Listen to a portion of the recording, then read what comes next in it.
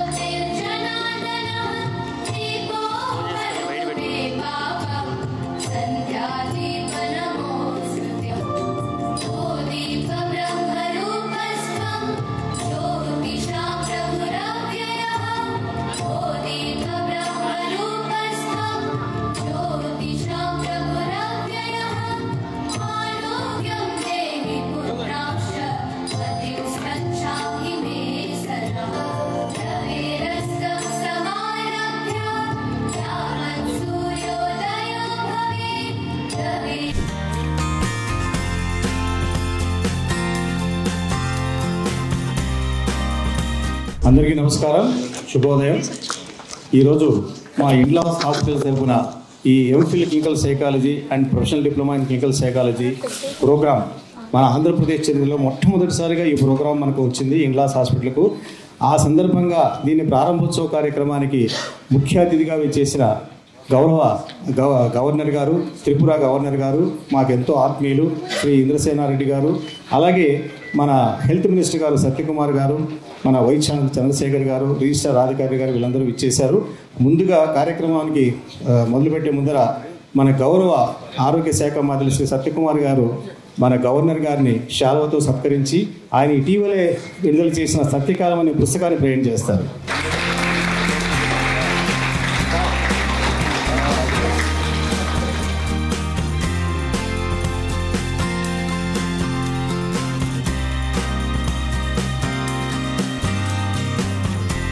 అసలు ఇలాంటి కార్యక్రమాన్ని మన ఆంధ్రప్రదేశ్లో తీసుకురావాలని చెప్పేసి గత 20 సంవత్సరాలుగా మేము ప్రయత్నం చేస్తున్నాం. ఇంతవరకు గవర్నమెంట్ సెక్టార్లో కానీ ప్రైవేట్ సెక్టార్లో కానీ ఎంఫిల్ క్లినికల్ సైకాలజీ చాలామంది తెలియదు. అసలు ఏంటి ఎంఫిల్ క్లినికల్, ఎంఎస్సి సైకాలజీ అందరికీ తెలుసు, కానీ క్లినికల్ సైకాలజీ అంటే మానసిక సమస్యలతో బాధపడే పేషెంట్స్కు, క్లయింట్స్కు సైకియాట్రిస్ట్ అంటే మేము మెడికల్ డాక్టర్స్ కాకుండా వాళ్ళకు కౌన్సిలింగ్ చేయడము, వాళ్ళకు థెరపీస్ చేయడము, లేదా అసెస్మెంట్స్ అంటే ఐక్యూ టెస్టింగ్, ఇంటెలిజెన్స్ ఏంటి, ఈ వ్యక్తి ఎలాంటి వాడు, ఇవన్నీ రకరకాల చేసేదానికి ఎంఎస్సి సైకాలజీ సరిపోదు. ఎంఎస్సి సైకాలజీ యూనివర్సిటీలో ఉంటుంది, నాగార్జున లేకపోతే వెంకటేశ్వర, ఆంధ్రాలో. కానీ క్లినికల్ సైకాలజీ అనే ఒక పెక్యులర్ కోర్స్ ఏంటంటే ఇది యూనివర్సిటీలో జరగదు. ఎక్కడైతే మెంటల్ హాస్పిటల్ కానీ సైకియాట్రిక్ హాస్పిటల్ అక్కడే జరగాలి, మార్నింగ్ టు ఈవినింగ్ 2 years పాటు. దీనికి పర్మిషన్స్ కోసం ఎంత కష్టపడ్డామంటే, నేను మొదట నాగార్జున యూనివర్సిటీకి వెళ్తే మీరు ట్రైనింగ్ ఏమో మీ హాస్పిటల్ అంటున్నారు, మాకేం సంబంధం, ఇది మెడికల్ కోర్స్ ఏమో కదా, మేము ఇవ్వమన్నారు. అప్పుడు ఎన్టీఆర్ హెల్త్ యూనివర్సిటీకి వెళ్ళంటే అక్కడికి వెళ్ళాను. ఇది ఎప్పుడు 15-20 years బ్యాక్ స్టోరీ. వాళ్ళు ఏమన్నారు, దీని పేరు సైకాలజీ అని ఉంది, మేము ఎంబీబీఎస్ బీడీఎస్కి మాత్రమే పర్మిషన్లు ఇస్తాము, అలాంటివే ఫిజియోథెరపీ, నర్సింగ్ తప్ప ఇది మాకు సంబంధం లేదని వాళ్ళు అన్నారు. ఇలా 20 ఏళ్ళ నుంచి అటు ఇటు తిరుగుతున్నాను. దీంట్లో ఇంకా వదిలేసాం, ఫ్రస్ట్రేట్ అయిపోయి. మళ్ళీ గత కొన్ని సంవత్సరాలుగా అందరూ చెప్తున్నారు మనకి వీళ్ళు అవసరం చాలా, ఎందుకంటే new mental health care act 2017 ప్రకారం క్లినికల్ సైకాలజిస్టులు కంపల్సరీగా ఉండాలి. ఎక్కడెక్కడ సైకియాట్రిక్ ఫెసిలిటీస్ ఉన్నాయో డాక్టర్లతో వీళ్ళు కూడా ఉండాలి, వీళ్ళు చేసే పనులు చాలా ఉంటాయి, వీళ్ళు సమాజానికి, పేషెంట్స్కు చాలా అవసరం అని మళ్ళీ వచ్చిన తర్వాత మళ్ళీ గత 3 ఏళ్ల నుంచి ప్రయత్నం చేసి దీనికి ఎన్ని రకాల పర్మిషన్స్ ఉన్నాయో ఎన్టీఆర్ హెల్త్ యూనివర్సిటీ ఇవ్వాలి. అన్నిటికంటే ముఖ్యంగా ఆర్సీఐ అని ఒకటి ఉంటుంది ఢిల్లీలో, రిహాబిలిటేషన్ కౌన్సిల్ ఆఫ్ ఇండియా. అంటే ఎంబీబీఎస్ కోర్సులకు ఎంసీఐ ఎలా ఇస్తుందో ఇలాంటి కోర్సులకు ఆర్సీఐ ఇస్తుంది. మెడికల్ సీట్లు తెచ్చుకోవడం సులభమేమో కానీ ఎంబీబీఎస్ మెడికల్ కాలేజీ ఈ క్లినికల్ సైకాలజీ ఆర్సీఐ నుంచి తీసుకోవడం అంత కష్టం. లేకపోతే వైజాగ్ మెంటల్ హాస్పిటల్ కానీ, ఎర్రగడ్డ మెంటల్ హాస్పిటల్ కానీ, పెద్ద పెద్ద మెంటల్ హాస్పిటల్స్ కూడా ఇలాంటి ఎందుకు వాళ్ళు ఏమంటారంటే దీనికి కావాల్సిన ఎంఫిల్ తర్వాత పిహెచ్డీ చేసిన ఫ్యాకల్టీ కావాలి. అసలు కోర్స్ వెళ్ళినప్పుడు మీరు పిహెచ్డీ ఫ్యాకల్టీ పెట్టుకోమంటారు. అసలు కోర్సులు పిహెచ్డీ వాళ్ళు ఎక్కడ వస్తారు, మన ఆంధ్రాలో ఎక్కడ లేదు, ఎక్కడో నార్త్లో అక్కడ ఒకరిద్దరు ఉన్నారు. వాళ్ళు అదే విధంగా నార్త్ నుంచి విజయవాడకు రారు. ఒకవేళ వచ్చినా మాకు చాలా హై రెమ్యునరేషన్ కావాలంటారు, ఎక్కువ రోజులు నిలబడరు.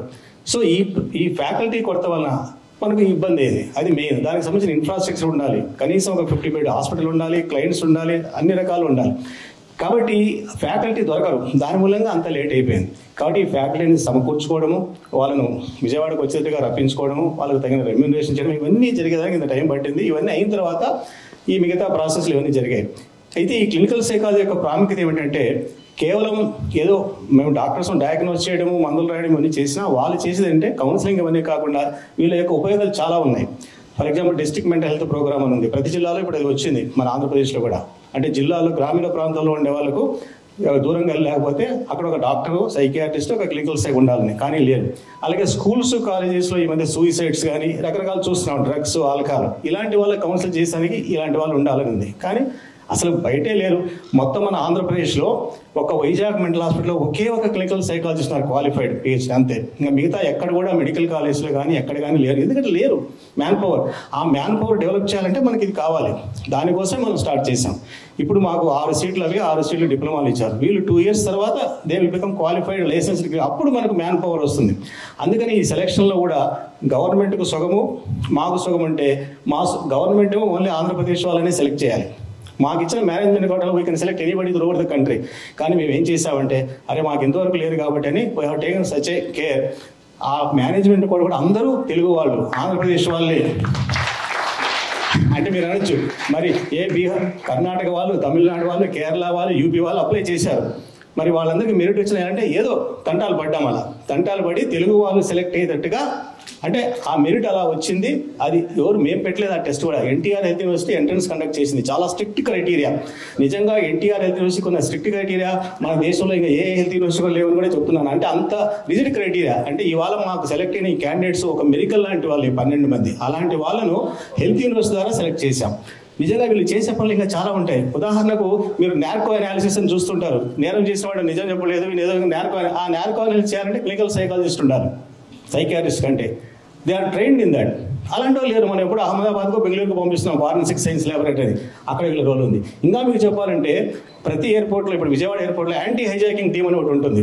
అంటే సడన్గా ఏదైనా టెర్రరిస్టులు హైజాక్ చేస్తే, విజయవాడలో హైజాక్ జరిగింది అనుకోండి, ఆ టెర్రరిస్టులు ఎలా మాట్లాడాలి, వాళ్ళని ఎలా వాళ్ళని టైం బై చేయాలి, వాళ్ళ మైండ్ సెట్ ఎలా అసెస్ చేయాలి, ఈ లోపల మన కమాండోస్ వీళ్ళందరూ వచ్చి వాళ్ళని పట్టుకునే లోపల హౌ టు ట్యాకిల్ దేమ్ అనే దానికి ఒక కమిటీ ఉంటుంది యాంటీ హైజాక్. నేను ఆ ఏరోడ్రమ్ కమిటీలో నేను మెంబర్ను. దాంట్లో క్లినికల్ సైకాలజిస్ట్ ఉండాలి to assess the minds of the terrorists and how to divert their mind and how to buy more time. ఇందు లోపల ఢిల్లీ నుంచి వాళ్ళకి ఇన్స్ట్రక్షన్ ఇచ్చి కమాండర్స్ రావడం అన్నీ చేస్తాను. క్లినికల్ సైడ్ ఉండాలి. క్లినికల్ సైడ్ లేరు కాబట్టి నేనే అన్ని రోజులు పోషిస్తున్నాను. ఇప్పుడు విజయవాడ ఏరోడ్రమ్ కూడా నేను గత 20 సంవత్సరాల నుంచి మెంబర్గా ఉన్నాను. 6 నెలలకు ఒకసారి మాక్ డ్రిల్ జరుగుతుంది. హైజాక్ చేసి విల్ క్రియేట్ ఆర్టిఫిషియల్ సీన్. అంటే ఇలాంటి రోల్స్ చాలా ఉన్నాయి వీళ్ళకు. కాబట్టి వీళ్ళ యొక్క రోల్స్ ఇన్ని ఉన్నాయి కాబట్టి అలాంటి వాళ్ళు మనకు చాలా అవసరం. మా పేషెంట్స్కి అవసరం, సమాజానికి అవసరం. ఈ సూసైడ్ ప్రివెన్షన్లో కానీ ఆల్కహాల్ డ్రగ్స్కి అలవాటు ఇలాంటి వాళ్ళందరికీ చేస్తానికి వీళ్ళు అవసరం. కాబట్టి ఇవన్నీ గమనించే చాలా కష్టపడ్డాం. నిజంగా చెప్పాలంటే మినిస్టర్ గారు అయిన తర్వాత ఆయన హయాంలో ఇన్ని సంవత్సరాలు లేనిది ఆయన హెల్త్ మినిస్టర్ అయిన తర్వాత ఈ కోర్సు స్టార్ట్ చేయడం, అలాగే ఎన్టీఆర్ ద్వారా చేయడం అనేది నిజంగా సార్ ఇది చరిత్రలో ఎప్పటికీ మిగిలిపోతుంది. ఎంఫిల్ క్లినికల్ సైకాలజీ ఎప్పుడు వచ్చింది? ఒక 50 ఏళ్ల తర్వాత భవిష్యత్తులో ఎవరైనా రికార్డు వెనకేసి తిరిగి చేసిన సో ఇయర్లో వచ్చింది. అప్పుడు హెల్త్ మినిస్టర్ ఎవరున్నారు, ఏ హాస్పిటల్లో వచ్చింది, వీసీ ఎవరున్నారు, రిజిస్ట్రార్ ఎవరున్నారు, హెల్త్ సెక్రటరీ, ఇవన్నీ కూడా ఎప్పటికీ నిలిచిపోతాయి. కాబట్టి మా ఇన్లాస్ మీకు ప్రత్యేకంగా ధన్యవాదాలు తెలుపుతున్నాం సార్. మిమ్మల్ని చాలా ఇబ్బంది పెట్టాం. మేము ఆయన కలిశాను ఈ కోర్సుకు వచ్చింది. ఏంటి దీని ఇంపార్టెన్స్ ఆయన ఎక్స్ప్లెయిన్ చేశాను. కాబట్టి ఇంకోటి ఎన్టీఆర్ హెల్త్ యూనివర్సిటీకి వెళ్ళినప్పుడు మాకు అదృష్టం ఏమిటంటే రాధికారెడ్డి గారు రిజిస్ట్రార్, ఆమె సైకియాట్రిస్ట్. ఆమెకు మా బాధలనేవి తెలుసు. దీనికి ఏంటని అక్కడ ఏం చేశారు, ఈ కింద ఉండే ఆ సెక్షన్లో ఉండే ఆఫీసర్లు వాళ్ళందరూ కూడా ఇది మాకు సంబంధం లేదు, మేము ఓన్లీ ఎంబీబీఎస్ బీడీఎస్ అంటారు. అంటే దేవుడు వరమిచ్చినా పూజారి వరమిడు అనే సామెత ఇక్కడ వర్తిస్తుంది. అయ్యా నేను సైకియాట్రిస్ట్ అనే నాకు తెలుసు, ఇది వాళ్ళకి సంబంధం లేదు, మన మెడికల్కి సంబంధించిన కోర్స్ అని ఆమె ఎంతో కన్విన్స్ చేస్తే కానీ వాళ్ళు ఒప్పుకోవాలి. మళ్ళీ కృష్ణబాబు గారి దగ్గరికి వెళ్ళాం, హెల్త్ సెక్రటరీ. ఆయన కూడా అన్నాడు ఇదేంటని, ఆయనకి ఎక్స్ప్లెయిన్ చేశాం. కాబట్టి ఆయన కూడా చాలా హెల్ప్ చేశారు. కాబట్టి ఈ ఎంఫిల్ క్లినికల్ సైకాలజీ వచ్చే దాంట్లో ఇంతమంది కృషి ఉంది, ఇంతమంది అధికారులు, ఇంతమంది మన మంత్రివర్యులు, ఇంతమంది చేస్తే గత 3 ఏళ్ల నుంచి చేసింది ఈ రోజు ఫైనల్గా ఈ రోజు ఈ స్టేజ్కి వచ్చింది. కాబట్టి ఇప్పుడు వాళ్ళకి ఎగ్జామ్ చేసి అందరినీ సెలెక్ట్ చేసాము. వాళ్ళందరూ ఇప్పుడు ఉన్నారు, జాయిన్ అయిపోయారు. ఒక ఫ్యూ డేస్ బ్యాక్ అందరూ జాయిన్ అయిన తర్వాత ఈ ప్రారంభోత్సవ కార్యక్రమం చేయాలనుకున్నాము. దీనికి ముఖ్యంగా మన గవర్నర్ గారు నిజంగా అగర్తల ఎక్కడ బంగ్లాదేశ్ దగ్గరలో ఉంది, విజయవాడ ఎక్కడ, అక్కడ నుంచి ఆయన ఈ కార్యక్రమం నేను చెప్పిన వెంటనే ఆయనకు ఒక ఐడియా ఉంది, అసలు క్లినికల్ సైకాలజీ ఏంటి, మానసిక సమస్యలు ఎలా ఉంటాయని. తప్పకుండా నేను వస్తాను డాక్టర్ గారు, ఈ కార్యక్రమానికి వస్తానని చెప్పేసి అగర్తల నుంచి విజయవాడకు రావడం నిజంగా సార్ మీకు మా ఆశ తరపున ప్రత్యేక ధన్యవాదాలు తెలుపుకుంటున్నాను. ఇది మర్చిపోలేని అనుభూతి. ఎందుకంటే ఒక గవర్నర్ గారి సమక్షంలో మా పిల్లలకు ఈ సర్టిఫికేట్లు అంటే అందజేయడము, మన ఆరోగ్య శాఖ మంత్రులు కూడా పక్కన ఉండడం, ఇవన్నీ కూడా మీ అందరికీ మీ అదృష్టవంతులు ఈ స్టూడెంట్స్ అందరికీ కూడా వారి చేత ఈ బ్లెస్సింగ్స్ తీసుకోవడం అనేది ఎప్పటికీ మరవలేదు. ఈ కార్యక్రమాన్ని ఫార్మల్గా అఫీషియల్గా ప్రారంభించడానికి ఒక బ్రోచర్ను మన గౌరవ మంత్రివర్యులు అలాగే గవర్నర్ గారి చేతుల మీదుగా దాన్ని ఆ బ్రోచర్ రిలీజ్ చేస్తారు.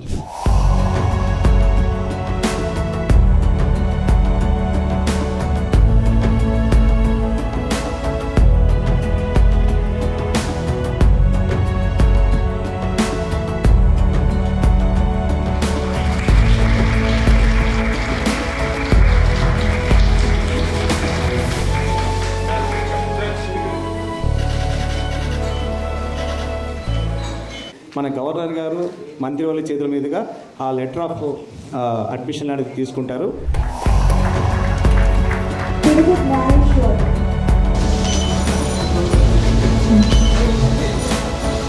అన్నం కీర్తిరెడ్డి, జొన్నల మానవి,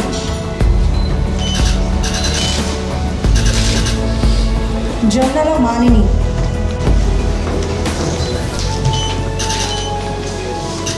గొలమారు మౌనిక,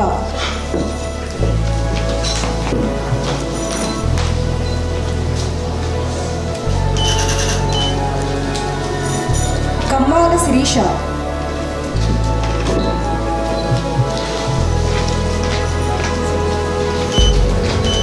తర్వాత professional diploma in clinical psychology విద్యార్థులని ఆహ్వానిస్తున్నాము. మొదటగా ఆళ్ళ నిఖిల్ రెడ్డి,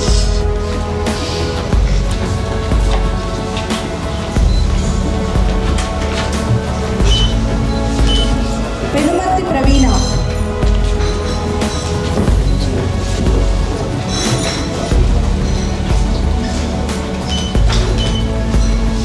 సాహితీ సుంకార,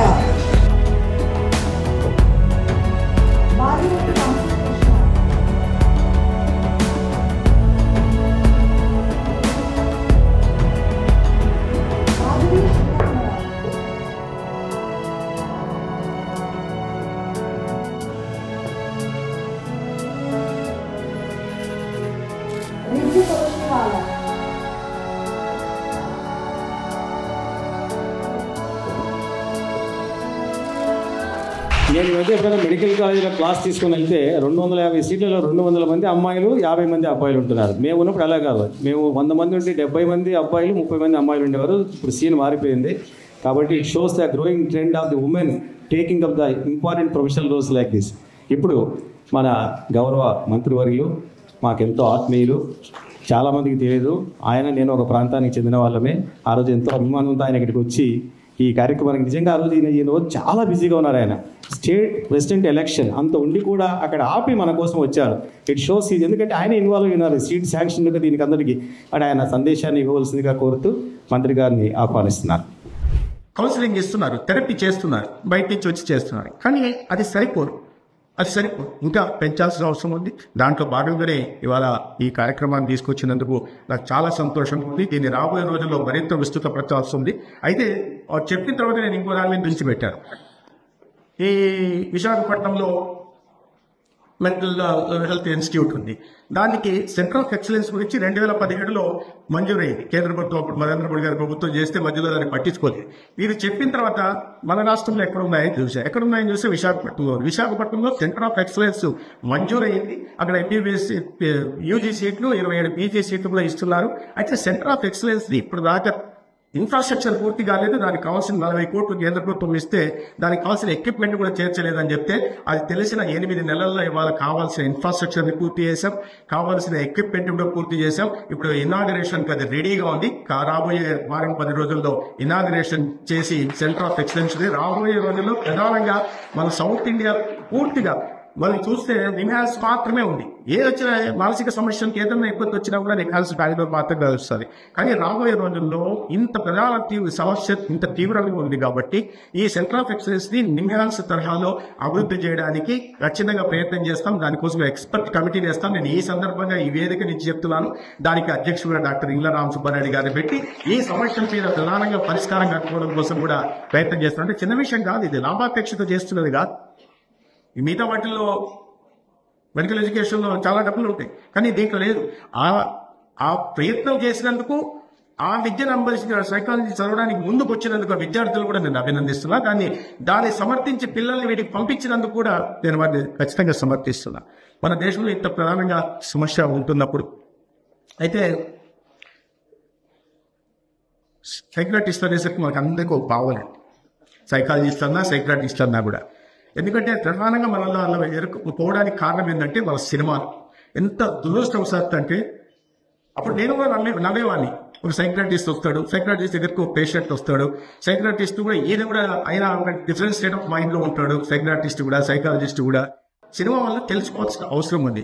ఏదో ఒక వినోదం కోసం ఒక క్యారెక్టర్ తీసుకొచ్చి ఆ క్యారెక్టర్ ఇంకో క్యారెక్టర్ చూపించి 2 నిమిషాల వినోదం కోసం సైక్రాటిస్ట్ కానీ సైకాలజిస్టులు కానీ అవమానపరిచే రకంగా చేయకూడదని నేను ఈ సందర్భంగా ఇవాళ ఇక్కడి నుంచి తెలియజేసే ప్రయత్నం.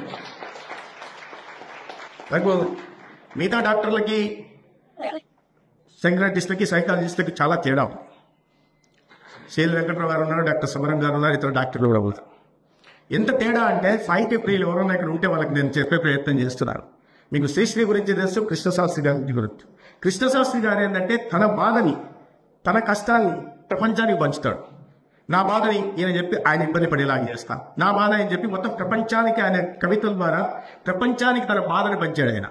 ఆయన విరహాన్నో ఇంకో దాదో పెంచాడు. శ్రీశైల ఉపకరణం ఏంటంటే ప్రపంచం బాధని తను అనుభవించాడు. మామూలు డాక్టర్లు మిగతా వింటారు, వాళ్ళకి ట్రీట్మెంట్ ఇచ్చి పంపిస్తారు. కానీ సైక్రాటిస్ట్ కానీ సైకాలజిస్ట్ కానీ ప్రపంచంలో ఉంటున్న ఈ సమాజంలో ఉంటున్న అనేక రకాలైన మానసిక రుగ్మతలతో సమస్యలతో వచ్చే వాళ్ళని చాలా ఓపిక్గా విని వాళ్ళ బాధనంతా అర్థం చేసుకొని దానికి సరైన థెరపీని ఇవ్వడం, సరైన కౌన్సిలింగ్ ఇవ్వడం, తద్వారా కౌన్సిలింగ్ ఇవ్వడం, అవసరమైతే సైక్రాటిస్ట్ దగ్గరకు పంపించి కావాల్సిన మెడికేషన్ ఇప్పించే ప్రయత్నం చేయడం కాకుండా ఒక మానసిక దీని నుంచి బయటికి తీసుకొచ్చి ఒక ఆరోగ్యవంతమైన సమాజాన్ని నిర్మించే ప్రయత్నం. వాళ్ళ చేయి బాగుంది, కాలు బాగుంది, కిడ్నీ బాగుంది, లివర్ బాగుంది, హార్ట్ ఫంక్షనింగ్ బాగుంది, ఇవి మాత్రమే మనం తీసుకొని చూస్తున్నాం, వెళ్తాం. నేను కూడా వెళ్ళి ఫుల్ బాడీ చెకప్ చేయొచ్చు, ఫుల్ బాడీ చెకప్ అన్నీ చూశారు. కానీ ఏ డాక్టర్ నన్ను అడగదు ఈ మెంటల్ కండిషన్ ఎలా ఉందని అడగదు. యాక్చువల్గా నేను చాలా తెలుసుకో ఆ రోజు కూడా డాక్టర్ అడగలే. నాకు ఇవన్నిటికీ కారణం ఏంటంటే నా మెంటల్ కండిషన్, నా మీద ఉన్న ఒత్తిడి, నేను రోజువారీ ఎదుర్కొంటున్న ఒత్తిడి, నా ఉద్యోగ ధర్మంలో, నా వృత్తి ధర్మంలో నేను చేస్తున్న పనిలో అనేది లోటుపాట్లు ఉన్నాయా, సరైన దీంట్లో చేయగలుగుతున్నానా, వీటిని అధిగమించగలుగుతున్నానా, లేదా దీంట్లో ఎక్కడ వెనకబడిపోతున్నాను అనే క్రమంలో నా మీద పెరుగుతున్న ఒత్తిడి నాకు ఈ ఆరోగ్యపరమైన శారీరక ఆరోగ్యానికన్నా ఈ మానసిక ఆరోగ్యానికి సంబంధించిన అనారోగ్యానికి సంబంధించిన ఒత్తిడి నా మీద ఎక్కువ ఉంది. హెల్త్ బాగుంది, లివర్ బాగుంది, అన్ని బాగుంది, అన్ని హార్ట్ బాగుంది, టీఎంటీ చేశారు బాగుంది, అన్ని బాగుంది. కానీ నేను డాక్టర్ అడగలే. అన్నా అనుకున్నా డాక్టర్ గారు నాకు నిద్ర రావట్లేదు, 3 గంటలు నిద్రపోతున్నా, మంచిగా మెడిసిన్ ఇస్తారా అని. అంటే కౌన్సిలింగ్ నాకు తెలిసింది ఏంటంటే కౌన్సిలింగ్ తీసుకుంటే మరీ మంచిది, మెడిసిన్ కాకుండా అటువంటి ప్రయత్నం చేస్తున్నారు. అయితే నేను చెప్పినట్టు సెంటర్ ఆఫ్ ఎక్సలెన్స్లో మనం ఇప్పటికి కూడా ఏంటంటే ఇవాళ కూడా సైకియాట్రీ విషయానికి వస్తే ఇప్పుడు క్లినికల్ సైకాలజీ మీద దృష్టి పెడుతున్నారు. మనం సెంటర్ ఆఫ్ ఎక్సలెన్స్లో రాబోయే రోజుల్లో ఈ చైల్డ్ సైకియాట్రీ మీద, అదేవిధంగా గెరియాట్రిక్ సైకియాట్రీ, ఇది చాలా ప్రధానమైన సమస్య ఉంటుంది. నిన్న నేను పేపర్లో చూశాను, ఉత్తరప్రదేశ్లో ఒక హాస్పిటల్, ఒక ఓల్డ్ ఏజ్ హోమ్లో చైల్డ్లతో కట్టేశారు. వారు సంపన్న కుటుంబానికి సంబంధించిన వాళ్ళు డబ్బులు కట్టి అడుగుతున్నారు. అయినప్పటికీ కూడా ఆ వృద్ధుల్ని తీసుకెళ్లి వాళ్ళని చైల్డ్లతో తీసి కట్టేశారు. వాళ్ళ మానసిక స్థితికి కావాల్సిన కౌన్సిలింగ్ ఇచ్చి థెరపీ ఇవ్వకుండా వాళ్ళని కట్టేసే పరిస్థితి ఉంది. అంటే సంపన్న వర్గానికి సంబంధించిన వాళ్ళకే ఇటువంటి పరిస్థితులు ఈ దేశంలో దాపురిస్తుంటే, మన సమాజంలో దాపురిస్తుంటే దానికి మనం అందరం బాధ్యత వహించాల్సిన, కుటుంబ సభ్యుల బాధ్యత వహించండి, అక్కడ ఉన్న వాళ్ళకి కూడా బాధ్యత. వాళ్ళకి కావాల్సిన మానసిక స్థైర్యాన్ని ఇవ్వడం కోసం వాళ్ళకి కావాల్సిన కౌన్సిలింగ్ చేసి వాళ్ళకి ఆ థెరపీ అందించి కావాల్సిన మందులు అందిస్తే వాళ్ళని చైల్డ్లతో కట్టాల్సిన పరిస్థితి రాదు. మన సంస్కృతులు అటువంటి లేనే లేదు గతంలో. ఇవాళ ఓల్డ్ ఏజ్ హోమ్లో పెట్టడం వల్ల ఈ సమస్యలనే దాపరిస్తున్నాయి. కాబట్టి గేరియాట్రిక్ సైకియాట్రీ చాలా ప్రధానమైంది. తప్పదు. ఇంకా మనకు ఈ సమాజంలో ఇవాళ అనేక రకాల రోజు మేము ఇవాళ ఈగలను పెట్టేసి ఈ మద్యానికి, మాదక ద్రవ్యాలకి బానిస అవుతున్న యువతిని ఇవాళ అవగాహన కల్పించి వాళ్ళని సమాజంలో తీసుకొచ్చి వాటి బారిన పడకుండా, వాళ్ళ జీవితాలను నాశనం చేసుకోకుండా, సమాజానికి భారం కాకుండా అనేక రకాల ప్రయత్నాలు చేస్తున్నాం. వాళ్ళు ఆ క్రమంలో నేరాలు చేసిపోతున్నారు. ఈ ట్రైబల్ ఏరియాలో చాలా మంది ఆ గంజాయి అమ్మడం కారణంగా ఏం తెలియదు, వాళ్ళు ఊరికి జస్ట్ ట్రాన్స్పోర్టర్స్లో ఉంటారు. ట్రాన్స్పోర్టర్స్లో ఉంటే వాళ్ళని తీసుకెళ్లి జైల్లో పెట్టేస్తాం. జైల్లో పెట్టేసిన తర్వాత ఒకసారి జైలుకి వెళ్ళి వచ్చిన తర్వాత వాడికి బయటకు వచ్చిన తర్వాత సమాజం ఏ రకంగా గుర్తిస్తుంది. కాబట్టి వాళ్ళ కోసం కూడా ఫోరెన్సిక్ సైకియాట్రీ మీద కూడా ప్రత్యేకంగా దృష్టి పెట్టాల్సిన అవసరం ఉంది. ఇటువంటి వాటి మీద ఎంత పెద్ద సైకియాట్రిస్టులు ఉన్నారు, నాకు తెలిసింది ఏదో 4 ముక్కలు చెప్పే ప్రయత్నం నేను చేస్తున్నా. ఏంటి నేనన్న మీద వాళ్ళు పదాలు వాడుతున్నారని. ఎందుకంటే నేను ఇంకా ఇప్పుడు నేర్చుకునే క్రమంలో ఉన్నా. 50 ఏళ్ళు దాటిన తర్వాత చదువుకోవాల్సిన పరిస్థితి వచ్చింది. కాలేజీలు బాగా చదువుకొని ఉంటే పరిస్థితి వేరే ఉండేది. అక్కడ సరిగ్గా చదువుకోవడం వల్ల ఇక్కడ వచ్చిన తర్వాత చదవాల్సిన పరిస్థితి ఇవాళ మంత్రిగా నాకు వచ్చింది. ఏదైనప్పటికీ కూడా ఈ నేను చెప్పినట్టు సమాజం కూడా ఒకసారి ఆలోచించాల్సి ఉంది. సినిమా వాళ్ళు కూడా ప్రధానంగా ఆలోచించాలి. అండి. సమాజంలో మనం మాట్లాడుతున్నాం, మన కుటుంబ సభ్యులు మనం ఏ రకంగా ట్రీట్ చేస్తున్నాం, వాళ్ళు ఏ పరిస్థితుల్లో ఏ రకమైన మానసిక ఆందోళనకు గురవుతున్నారు, దానికి సత్వరమే మనం కావాల్సిన సైకాలజిస్ట్ దగ్గర తీసుకెళ్లి కావాల్సిన కౌన్సిలింగ్ ఇప్పించగలుగుతున్నామా అని పిల్లల్ని, ప్రధానంగా తల్లిదండ్రులకి, ఈ రాష్ట్రంలో ప్రధానంగా తల్లిదండ్రులకి, ఆ అడాలసెంట్ ఏజ్లో ఉన్న పిల్లలకి ఈ రకంగా ఏదన్నా వాళ్ళ తేడా కనిపించినప్పుడు వాళ్ళని బయటికి తీసుకురావడం కోసం ఖచ్చితంగా అదేదో చదువుకోవట్లేదు వాళ్ళని దండిద్దాం, ఇంకోటి చేద్దాం అని కాకుండా ఎందుకు ఆ రకంగా కారణమవుతున్నారు, ముందు మనం కౌన్సిలింగ్ ఇవ్వడం, తర్వాత అవసరమైతే తీవ్రత ఉందని మనకి ఎక్కడన్నా అనిపిస్తే ఒక క్వాలిఫైడ్ సైకాలజిస్ట్ దగ్గరకు వచ్చి థెరపీ ఇప్పించాల్సిన, కౌన్సిలింగ్ ఇప్పించాల్సిన అవసరం ఉంది. కాబట్టి ఇవాళ ఇంత ప్రధానమైన వాటి మీద ఒక కార్యక్రమాన్ని నిర్వహించేదో, వారి 6 మందికి క్లినికల్ సైకాలజీ అడ్మిషన్ సర్టిఫికేట్ లేదా 4 మందికి ఈ డిప్లొమా సర్టిఫికేట్ వచ్చే కార్యక్రమం మాత్రమే కాదు, ఇవాళ ఈ కార్యక్రమం ద్వారా మనం సమాజానికి సందేశం ఇచ్చే ప్రయత్నం చేస్తున్నాం. వేదికను అలంకరించిన honourable governor of Tripura Shri Dallu Indrasena Reddy గారికి, డాక్టర్ చంద్రశేఖర్ గారు vice chancellor of doctor NTR university, and రామసుసారెడ్డి గారు, డాక్టర్ విశాల్, అండ్ ఇక్కడ విచ్చేసిన పెద్దలందరికీ, సమరం గారు అండ్ సిఎల్ వెంకట్రావు గారు అండ్ అందరికీ కూడా నా నమస్కారం. రామసుబ్బారెడ్డి గారు అన్నట్టు సైకియాట్రిస్ట్ ఉండబట్టి అది జరిగింది అని అన్నారు. దానికి కూడా ధన్యవాదాలు తెలియజేస్తున్నాను. ఎందుకంటే మానసిక, మన మంత్రి గారు చెప్పారు ఇప్పుడే, మెంటల్ హెల్త్ అనేది మోస్ట్ నెగ్లెక్టెడ్ థింగ్ మనందరికి కూడా.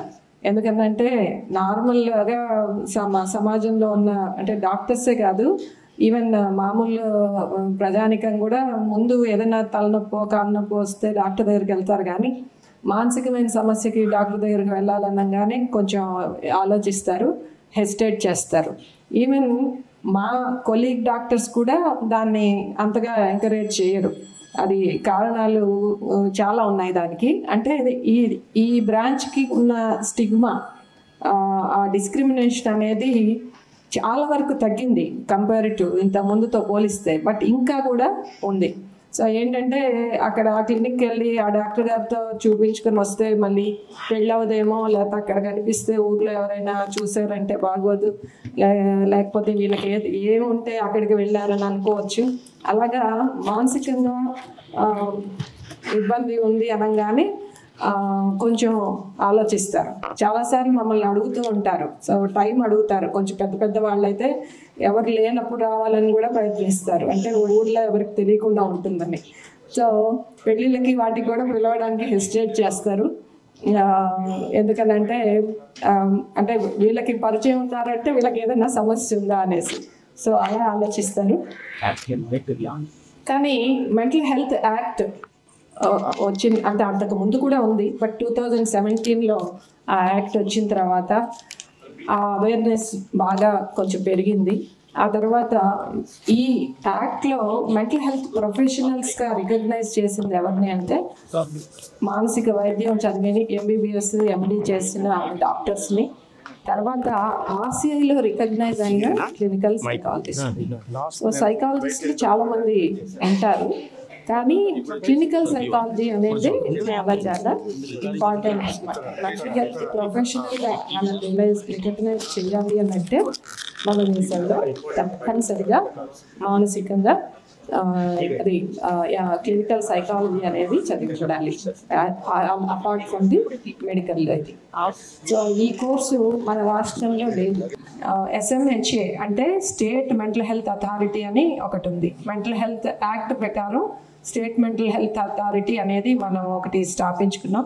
సో మన రాష్ట్రంలోనే మెంటల్ హెల్త్ యాక్ట్ ప్రకారం చేయవలసినవన్నీ చాలా పురోగతి సాధించాం. అంటే ఎలాగంటే ఈ SMHA, ఈ స్టేట్ మెంటల్ హెల్త్ అథారిటీని ఎస్టాబ్లిష్ చేయడం కానీ, తర్వాత దాంట్లో మెంబర్స్ని సెలెక్ట్ చేయడం, అండ్ తర్వాత మెంటల్ హెల్త్ బోర్డ్స్ అనేవి ఏర్పాటు చేయడం. సో దాని ద్వారా ఎవరైనా ఇన్వాలంటరీ ఆర్ పేషెంట్స్ని అడ్మిట్ చేయడానికి అలాంటివన్నీ కూడాను మనం చాలా ఫాస్ట్గానే చేసాం మన రాష్ట్రంలో, మన గవర్నమెంట్ కూడా. తర్వాత డిస్ట్రిక్ట్ మెంటల్ హెల్త్ ప్రోగ్రామ్స్ మీద దృష్టి పెట్టడం జరిగింది. తర్వాత డీఅడిక్షన్ సెంటర్స్ పెట్టడం జరిగింది. సో సైకియాట్రీకి మన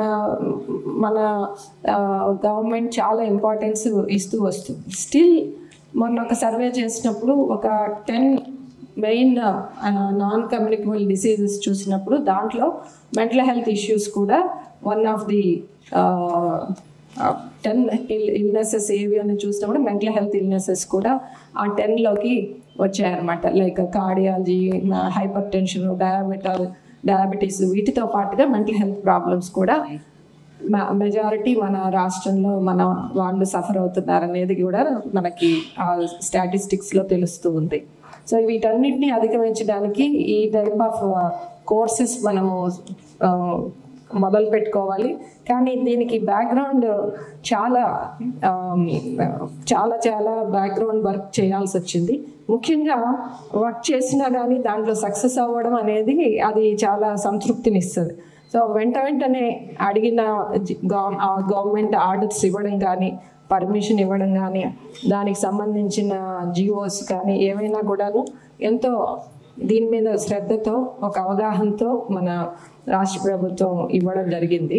మన health and family welfare department కానివ్వండి, మంత్రి గారు కానివ్వండి, చాలా దీని మీద దృష్టి పెట్టారు. సో అందువల్ల ఈరోజు మనకి ఈ కోర్సు స్టార్ట్ చేశాం. కానీ నా కోరిక ఏంటంటే అలాంగ్ విత్ సెంటర్ ఆఫ్ ఎక్సలెన్స్లో కూడా మనము ఫ్రమ్ గవర్నమెంట్ సెక్టర్లో కూడా ఈ కోర్స్ని త్వరలో స్టార్ట్ చేయాలని నేను భావిస్తున్నాను. సో దానికి తగిన ప్రయత్నాలు కూడా వెంటనే మొదలు పెట్టాలని మా కొలీగ్స్కి నేను అడగడం జరిగింది. సో త్వరలో అది కూడా విల్ డూ ఇట్. తర్వాత ఈ 12 మంది విద్యార్థులకు కూడా ఆర్సీఏ చాలా డిఫైన్ చేసింది. రెగ్యులేషన్స్లో ఒక ఎంట్రన్స్ టెస్ట్ పెట్టే ఆ కోర్సుకి స్టూడెంట్స్ని, క్యాండిడేట్స్ని తీసుకోవాలి. సో ఫస్ట్ టైం కాబట్టి మేము మళ్ళీ ఎంట్రన్స్ టెస్ట్ పెట్టడానికి కావాల్సిన అన్ని సన్నాహాలు సిద్ధం చేయాల్సి వచ్చింది.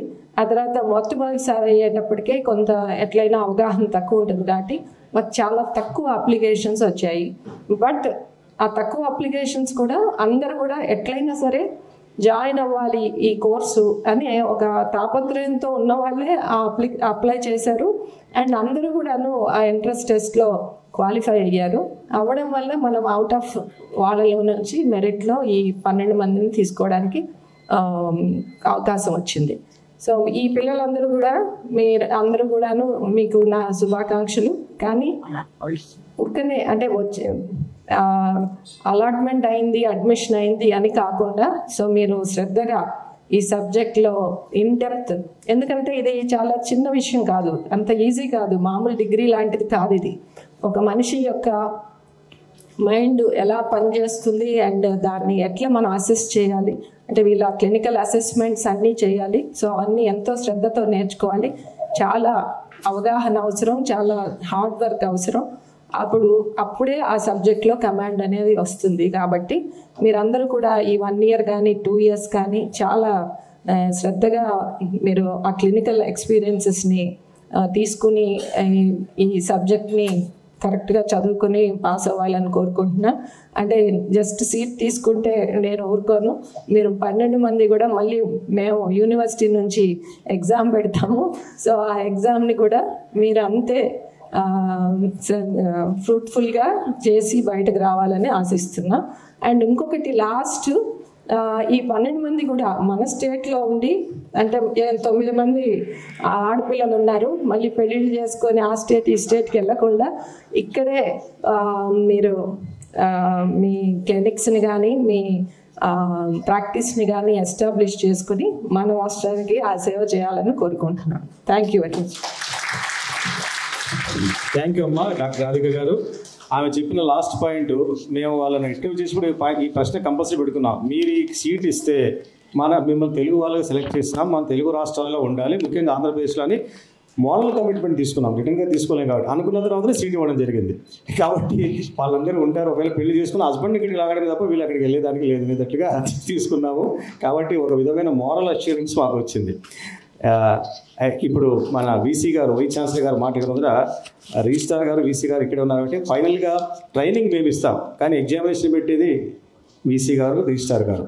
చాలా స్ట్రిక్ట్గా ఉంటుంది ఎన్టీఆర్ యూనివర్సిటీ. సెలక్షనే చాలా స్ట్రిక్ట్. పాస్ కావడం కూడా అంత కష్టంగా ఉంటుంది. కాబట్టి అలాంటి ట్రైనింగ్ మేము ఇస్తాం, మీరు కూడా కష్టపడి చదవాలి. అయితే ఇప్పుడు వాళ్ళిద్దరికి ఒక చిన్న విన్నపం వీసీ గారు మాట్లాడే మీద ఏంటంటే, ఈ ఎంఫిల్ క్లినికల్ సైకాలజీ అనే టర్మ్ ఇంకొక సంవత్సరం ఉంటుంది. 25-26 అకాడమిక్ ఇయర్ తర్వాత ఈ నేషనల్ ఎడ్యుకేషనల్ పాలసీ అని మన మోడీ గారి గవర్నమెంట్లో NEP అనే పాలసీలో నామినిక్లేచర్ దే ఆర్ చేంజింగ్. అంటే ఎంఫిల్ బదులు MA క్లినికల్ సైకాలజీ అనే నామినిక్లేచర్ మారబోతుంది నెక్స్ట్ ఇయర్ నుంచి. ఆ మారేదానికి అప్లై చేసుకోమని మాకు ఇన్స్ట్రక్షన్స్ వచ్చాయి. రేపు 10th లాస్ట్ డేట్, అది కూడా చేస్తున్నాం. అయితే నేను కోరేది ఏంటంటే, రేపు ఏమంటారు, MSc ఉన్నప్పుడే యూనివర్సిటీ వాళ్ళు కింద వాళ్ళు అబ్జెక్ట్ చేశారు, ఇదేంటి మాకు సంబంధం లేదు, రేపు MBA చేస్తే అమ్మ ఇది ఆర్ట్స్ కాలేజీకి వెళ్ళాలని అంటారేమో నా భయం. సార్ దయచేసి నామినిక్లేచర్ మారుతుంది తప్ప everything is same, training regulations అన్నీ సేమ్. ఇన్స్టెడ్ ఆఫ్ ఎంఫిల్ అనే వర్డ్ తీసి MA క్లినికల్ సైకాలజీ అంటున్నారు. ఇది సేమ్ RCA రెగ్యులేషన్ ఎవ్రీథింగ్. కాబట్టి మేము త్వరలో మళ్ళీ మీ దగ్గరికి రావాల్సి ఉంటుంది. దయచేసి మన వాళ్ళకి చెప్పి, అయ్యా ఇది MA సైకాలజీ అంటే ఏదో ఆర్ట్స్ కాలేజీ నాగార్జున ఆంధ్ర యూనివర్సిటీలో కాదు, ఇది మన కోర్సే అనేది తప్పు చేయమని ఒక అష్యూరెన్స్. రెండవది ఏంటంటే, మొన్న సెలెక్షన్ చేసినప్పుడు భారతదేశంలో ఎక్కడ లేని స్ట్రిక్ట్ క్రైటీరియా మన NTR హెల్త్ యూనివర్సిటీ పెట్టింది. ఈ MSc రెగ్యులర్ కోర్సే ఉండాలి, కరెస్పాండెన్స్ డిస్టెన్స్ ఒప్పుకోము, డిగ్రీలో కూడా ఒక సబ్జెక్ట్ సైకాలజీ ఉండాలి. దీనివల్ల ఏమైందంటే, చాలామంది క్యాండిడేట్స్ పాపం వాళ్ళు డిస్టెన్స్లో చేసి they are not eligible for the entrance. కానీ భారతదేశంలో ఎక్కడ ఇలాంటిది లేదు. అది దానికి సంబంధించిన నెక్స్ట్ మేము మొన్న తొందరగా కావాల్సింది కాబట్టి చేయలేదు. నెక్స్ట్ బ్యాచ్ కన్నా కనీసం మేము దానికి సంబంధించిన రూల్స్ రెగ్యులేషన్స్ దాంట్లో ఏముందంటే, MSc psychology recognised by UGC, they are eligible for MPhil అని ఉంది తప్ప వాళ్ళు కంపల్సరీగా రెగ్యులర్ మోడ్లోనే చేయాలనే రూల్ ఎక్కడా లేదు. కాబట్టి నెక్స్ట్ బ్యాచ్ వచ్చినప్పుడు మేము మళ్ళీ ఈ ప్రపోజల్స్ తీసుకుని మీ దగ్గరికి వస్తాము. దయచేసి మన వైస్ ఛాన్సలర్ గారు, రిజిస్ట్రార్ గారు దీనికి అల్టిమేట్ అథారిటీ. కాబట్టి దయచేసి సభాముఖంగా మీరు దాన్ని ఇంకా కొంచెం అంటే ఎక్కువ మంది క్యాండిడేట్స్కి అవకాశం ఇచ్చేట్టు అవుతుంది. ఎలాగో ఫైనల్గా మీరు ఎంట్రన్స్ పెడతారు, వాళ్ళు ఎలా ఉన్నా ఎంట్రన్స్ పెడతారు, మీరు స్ట్రిక్ట్గా ఎంట్రన్స్లో సెలెక్ట్ చేస్తారు, అది మీ చేతిలో ఉంటుంది. కాబట్టి ఈ రెండు విషయాల్లో MA క్లినికల్ సైకాలజీ నామినిక్లేచర్ మారినప్పుడు మళ్ళీ మీరు మీ సహకారం, మీ హెల్ప్ మాకు కావాలి. అలాగే రెగ్యులర్ కాకుండా డిస్టెన్స్ వాళ్ళకు కూడా కొంత అవకాశం అని చెప్పేసి కోరుతూ, ఇప్పుడు మన honourable vice chancellor doctor Chandrasekhar garu, ఆయన ఇటీవలే కొద్ది నెలల కింద మన ఛార్జ్ తీసుకున్నారు వీసీగా. ఆయన నాకంటే మేమిద్దరం కర్నూలు మెడికల్ కాలేజ్ స్టూడెంట్స్. ఆయన ఎప్పుడు చెప్తూ ఉంటారు, రాయలసీమ నుంచి వీసీ అయిన మొదటి వ్యక్తి డాక్టర్ చంద్రశేఖర్ గారు. అలాగే కర్నూలు మెడికల్ కాలేజీలో చదివిన డాక్టర్ వీసీ కూడా మొదటిసారి. అది మా ఇద్దరికి అనుబంధం. నా తర్వాత ఆయన చదివారు.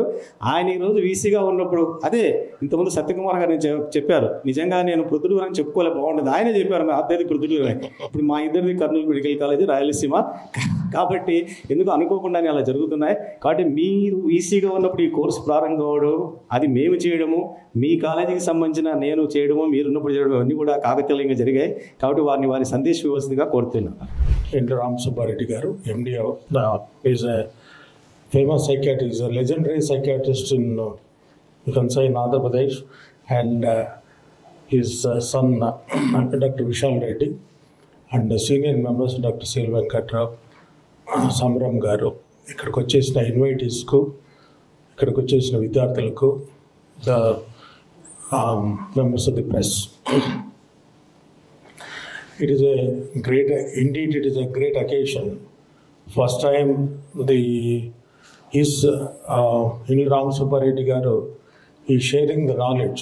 As manakanta telusu, mental health చాలా ఇంపార్టెంట్. చాలా మంది మనకు చూస్తుండే మెడికల్ స్టూడెంట్స్ అయితేమి, రెగ్యులర్ స్టూడెంట్స్ అయితేమి, ఇన్సిడెంట్స్ ఆఫ్ సూసైడ్స్ చాలా వరకు పెరిగాయి.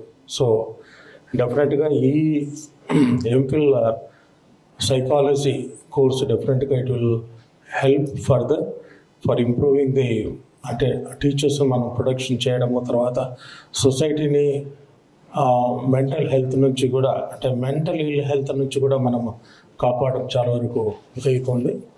And because I should thank and appreciate my registrar doctor Radhika Reddy. Being a psychiatrist, I think she's understood the problem.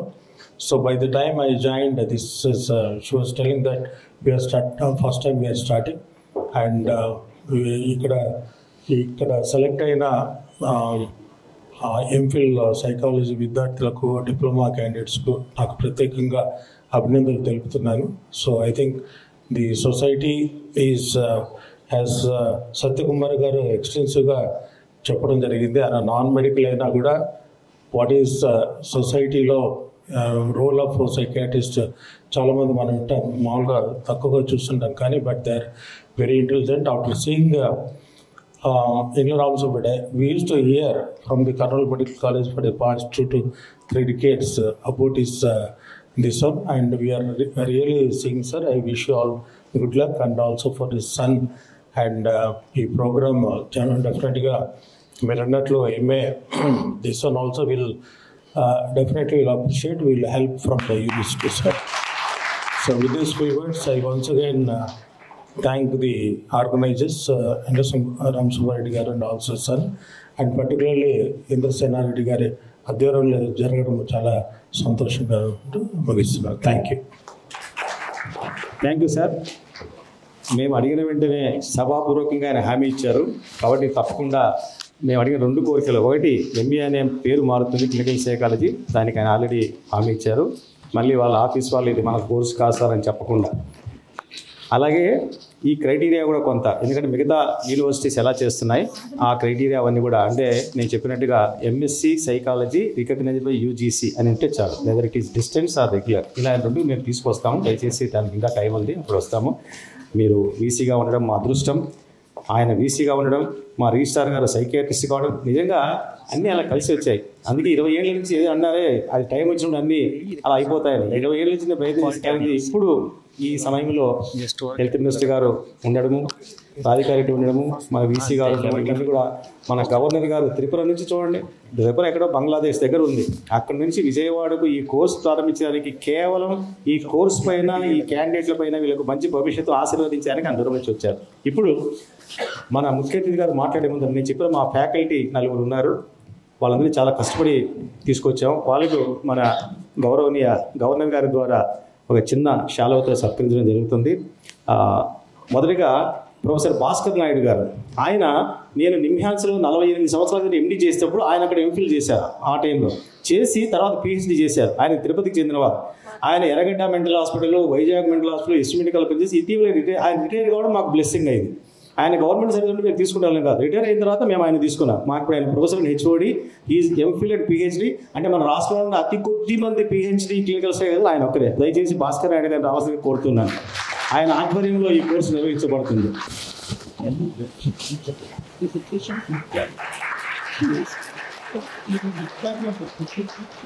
అలాగే మీనాక్షి టాల్స్టాయ్, ఈమె ఒక clinical psychologist, she is from Erode in Tamil Nadu.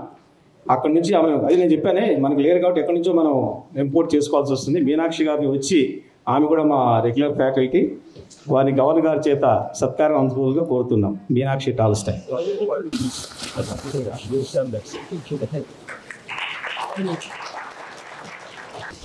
అలాగే శ్రీమతి హరిత గారు, ఈమె తెలంగాణ నిజామాబాద్కి చెందినవారు.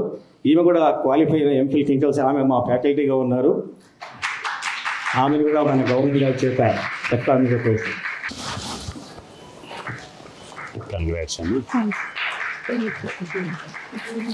ఇక వీళ్ళకు క్లాసులు చెప్పడంలో వీళ్ళంతా క్లినికల్ సైకాలజీ, మేము కూడా సగం పాఠాలు చెప్పాలి, సైకియాట్రిస్ట్ కూడా. కాబట్టి మేము తీసుకుంటాం, వాళ్ళు తీసుకుంటూ ఉంటారు. మెడికల్ టాపిక్స్ మేము చెప్తుంటాం. అలాగే ఇప్పుడు డాక్టర్ సంతోష్, శ్రీమతి సంతోష్ గౌడ్ గారు, ఈయన మంచిర్యాలకు చెందినవారు. ఈయన గత 10 సంవత్సరాలు, ఈయన సైకియాట్రిస్టు, ఈయన 10 సంవత్సరాల నుంచి మాతోనే ఉంటున్నారు సైకియాట్రిస్ట్గా. ఆయన వీళ్ళకు ఈ కోర్సు అకాడమిక్ డైరెక్టర్గా ఉంటూ పేషెంట్లను చూస్తుంటారు, మందులు రాస్తుంటారు, క్లాసులు తీసుకుంటుంటారు, అష్టావధానం చేస్తుంటారు. Is from Mancherial in Telangana. Thank you next Santosh. Thank you sir. ఇప్పుడు మన ఎంతోసేపు ఎదురు చూస్తున్నాం అందరం, మన గౌరవ ముఖ్య అతిథి త్రిపుర రాష్ట్ర గవర్నర్ శ్రీ నల్లు ఇంద్రసేనారెడ్డి గారు. ఆయన అదే పనిగా ఈ కార్యక్రమానికి రావడం మా అందరికీ చాలా సంతోషం. ఆయన వారి అమూల్యమైన సందేశం ఇచ్చి మా స్టూడెంట్స్ అందరినీ ఆశీర్వదించాలిగా కోరుతున్నాం. అతిథి, స్థానిక ఆంధ్రప్రదేశ్ సంక్షేమ శాఖ, వైద్య సంక్షేమ శాఖ మంత్రివర్యులు సత్యకుమార్ గారు ఇక్కడ లేరు, కానీ సత్యకుమార్ గారు అని అంటే మొన్న ఫోన్లో మాట్లాడుతూ గారంటే నన్ను గారు అంటున్నారు, ఏంటి తిడుతున్నారు అని అన్నాడు. ఎందుకంటే చిన్నప్పటి నుండి, కాలేజీలో ఉన్నప్పటి నుండి నేను ఎమ్మెల్యేగా ఉన్నా, నాకు అంత చనువు ఉంది కాబట్టి అతడు ఆ రకంగా అన్నాడు. సత్యకుమారు ఈ ప్రోగ్రాం ఉంది రాలేను అని అంటే పర్వాలేదు మధ్యలో నేను పర్మిషన్ ఇస్తాను వెళ్ళిపోదులే అని అంటే రావటం జరిగింది. సత్యకుమార్ వైస్ ఛాన్సలర్ చంద్రశేఖర్ గారు, రిజిస్ట్రార్ రాధికారెడ్డి గారు, ఈ హాస్పిటల్ డైరెక్టర్ ఇండ్ల రామ్ సుబ్బారెడ్డి గారు, వారి కుమారుడు విశాల్ ఇండ్ల గారు, ఇక్కడికి వచ్చేసినటువంటి ప్రముఖులు, ఈ కాలేజీ ఇన్స్టిట్యూట్కి సంబంధించినటువంటి స్టాఫ్ అందరికీ నమస్కారం. నేను ఇక్కడికి రాకముందు, ఈ కార్యక్రమానికి రాకముందు ఇప్పుడు ఉన్నటువంటి సబ్జెక్టు దీనికి సంబంధించినటువంటిది కొంత కన్ఫ్యూజన్ ఉండే, ఇప్పుడు క్లారిఫై అయింది. అయితే నేను మాట్లాడేటప్పుడు కొంచెం మిక్స్డ్ దీంట్లో కూడా వస్తాయి. నేను ఏమనుకున్నానంటే ఇప్పుడు ఈ కోర్స్ చదివేటువంటి వాళ్ళు డాక్టర్ పిల్లలే ఉంటారు, ఆ డాక్టర్స్ పిల్లలు ఫర్దర్ కోర్స్ చేయటం కొరకు ఈరోజు ఇక్కడ జాయిన్ అయినారు అనేటువంటి ఆ యొక్క ఆలోచనతో వచ్చాను. అందుకని రాధికారెడ్డి గారిని అడిగినాను, అసలు వీళ్ళు ఎవరు అడ్మిట్ చేస్తారని అంటే ఎంఎస్సి సైకాలజీ, ఎంఏ సైకాలజీ చదివినటువంటి వాళ్ళు అని అన్నారు. ఆ తర్వాత మరి అడిగాను, వీళ్ళు కోట్ వేసుకుంటారంటే కోట్ వేసుకోరు అన్నారు, మందులు ఇవ్వరు, కోట్ వేసుకోరు. కాబట్టి అందుకని నేను దాన్ని దృష్టిలో పెట్టుకొని మాట్లాడతాను, కొద్దిగా అటు ఇటు ఉంటుంది. మొదట్లో డాక్టర్ అంటే భగవంతునితో సమాధానం. ఒకసారి రైల్లో పోయేటప్పుడు నా పక్కన ఎవరో కూర్చున్నారు, ఒక ముసలాం వచ్చి అయ్యా మీరు పలానా డాక్టర్ కదా అని చెప్పి కాలు మొక్కేది. ఏంది అని అంటే నా పిల్లవానికి బాగాలేకుండయ్యా, మనవడికి మీ ఇంటికి వచ్చాను, రాత్రిపూట మిమ్మల్ని లేపాను, మీరు వచ్చి నా మనవడిని కాపాడారు. ఆ రకమైనటువంటి ఫీలింగ్ ఏదైతే ఉందో అది డాక్టర్స్కి మాత్రమే దొరుకుతుంది. Doctors motto soft spoken, kind heart, తర్వాత హీలింగ్ హ్యాండ్స్. అయితే ఇప్పుడు కోట్ వేసుకున్నటువంటి డాక్టర్లకి ఇవి ఎక్కువ వర్తిస్తుంది. ఎందుకంటే వాళ్ళు మాట్లాడటం, సాఫ్ట్గా మాట్లాడటం, తర్వాత ఏం కాదు అని చెప్పటం. ఇది మన ఇళ్ళల్లో కూడా చాలామంది డాక్టర్లు ఉంటారు. మన నాన్నమ్మలు, అమ్మమ్మలు ఈ పని ఎక్కువ చేసేవాళ్ళం. ఏదన్నా దెబ్బ తగిలితే ఏం కాదమ్మా, ఏం కాదులే అని చెప్పి ఆప్యాయంగా మాట్లాడి చేస్తే సగం అక్కడనే తగ్గిపోయేది. ఆ రకంగా మన ఇంట్లో కూడా ఉండేవాళ్ళు, వాళ్ళు ఏం చేసేవాళ్ళు అనేటువంటిది మనం అర్థం చేసుకొని మనం ఇప్పుడు చదివేటువంటి దాంట్లో ప్రాక్టీస్లోకి పెడితే చాలా వరకు అది అర్థమవుతుంది. డాక్టర్స్ అంటే ఎవరైతే తల్లిదండ్రులకు కానీ మిత్రులకు కానీ చెప్పుకోలేనటువంటి విషయాలు ఏవైతుంటాయో అవి కేవలం డాక్టర్కి మాత్రమే చెప్పుకుంటారు. ఎవరికి చూపించినటువంటి శరీరాన్ని డాక్టర్కి మాత్రమే చూపిస్తారు, డాక్టర్కి అర్పిస్తారు. కాబట్టి దాన్ని దృష్టిలో పెట్టుకొని మనం ఏ రకంగా వారితో చేయాలి, ఏ నమ్మకంతో వచ్చారో ఆ నమ్మకాన్ని మనం ఎట్లా దానికి ఆ నమ్మకాన్ని కలిగించాలనేటువంటిది మనం ఆలోచన చేయాలి. ఈ హాస్పిటల్కి వచ్చేటువంటి వాళ్ళు ప్రత్యేకమైనటువంటి పేషెంట్స్, హాస్పిటల్ ప్రత్యేకం, పేషెంట్స్ ప్రత్యేకం. ఇక్కడ వచ్చేటువంటి వాళ్ళల్లో పేషెంట్స్కి మాత్రమే కాదు, పేరెంట్స్ కూడా ట్రీట్మెంట్ ఇవ్వాలి. అది కూడా ఇక్కడ అవసరం. చాలామంది వాళ్ళకు ఉన్నటువంటి సమస్యని చెప్పుకోవటానికి భయపడతారు. ఇంతకుముందు సత్యకుమార్ గారు చెప్పారు కదా, ఈ డాక్టర్ అంటే ఏంటిది, వాళ్ళు ఏ రకంగా చూస్తారు అనేటువంటి ఇది చెప్పారు. 40 ఏళ్ళ కింద ఇక్కడ విజయవాడలో హాస్పిటల్ పెట్టినప్పుడు ఇక్కడేంది సైకాట్రిక్ డాక్టర్ అని అంటే ఇక్కడ పిచ్చి డాక్టరు, పిచ్చోళ్ళ డాక్టరు, కేవలం పిచ్చోళ్ళని చెప్పి అవతల వాళ్ళనే కాదు, కొద్ది రోజుల తర్వాత డాక్టర్ని కూడా అట్నే పిలుస్తారు.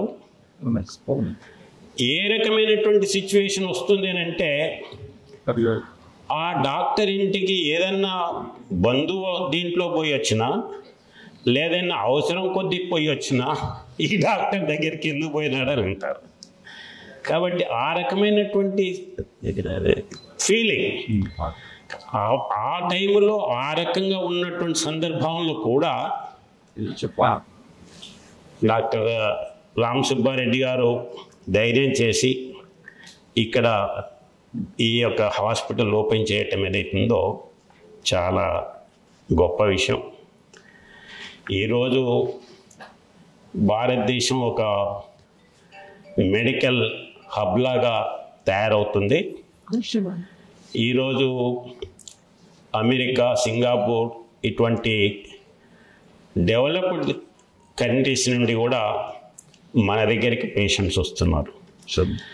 వాళ్ళ దగ్గర వ్యవస్థ లేక కాదు, డాక్టర్స్ లేక కాదు, కానీ వాళ్ళ దగ్గర ఉండేటువంటి కాస్ట్ని భరించలేక వాళ్ళ దగ్గర అపాయింట్మెంట్ కావాలంటేనే 2 నెలలు, 3 నెలలు, 4 నెలలు అవుతుంది. కాబట్టి మన దగ్గరకు వచ్చినట్లయితే తక్కువ ధరలో వెంటనే ఎక్కువ డాక్టర్స్ ఉన్నారు కాబట్టి వెంటనే అపాయింట్మెంట్ దొరికేటువంటి వ్యవస్థ ఇక్కడ ఉంది. కాబట్టి మా దగ్గరగా తెలిసినటువంటి ఒక డాక్టరు ఇక్కడ చదివి 1971లో అమెరికా పోయి అక్కడ ప్రాక్టీస్ పెట్టిన ఆయన ఇక్కడ హెల్త్ దీని కొరకు వచ్చాడు.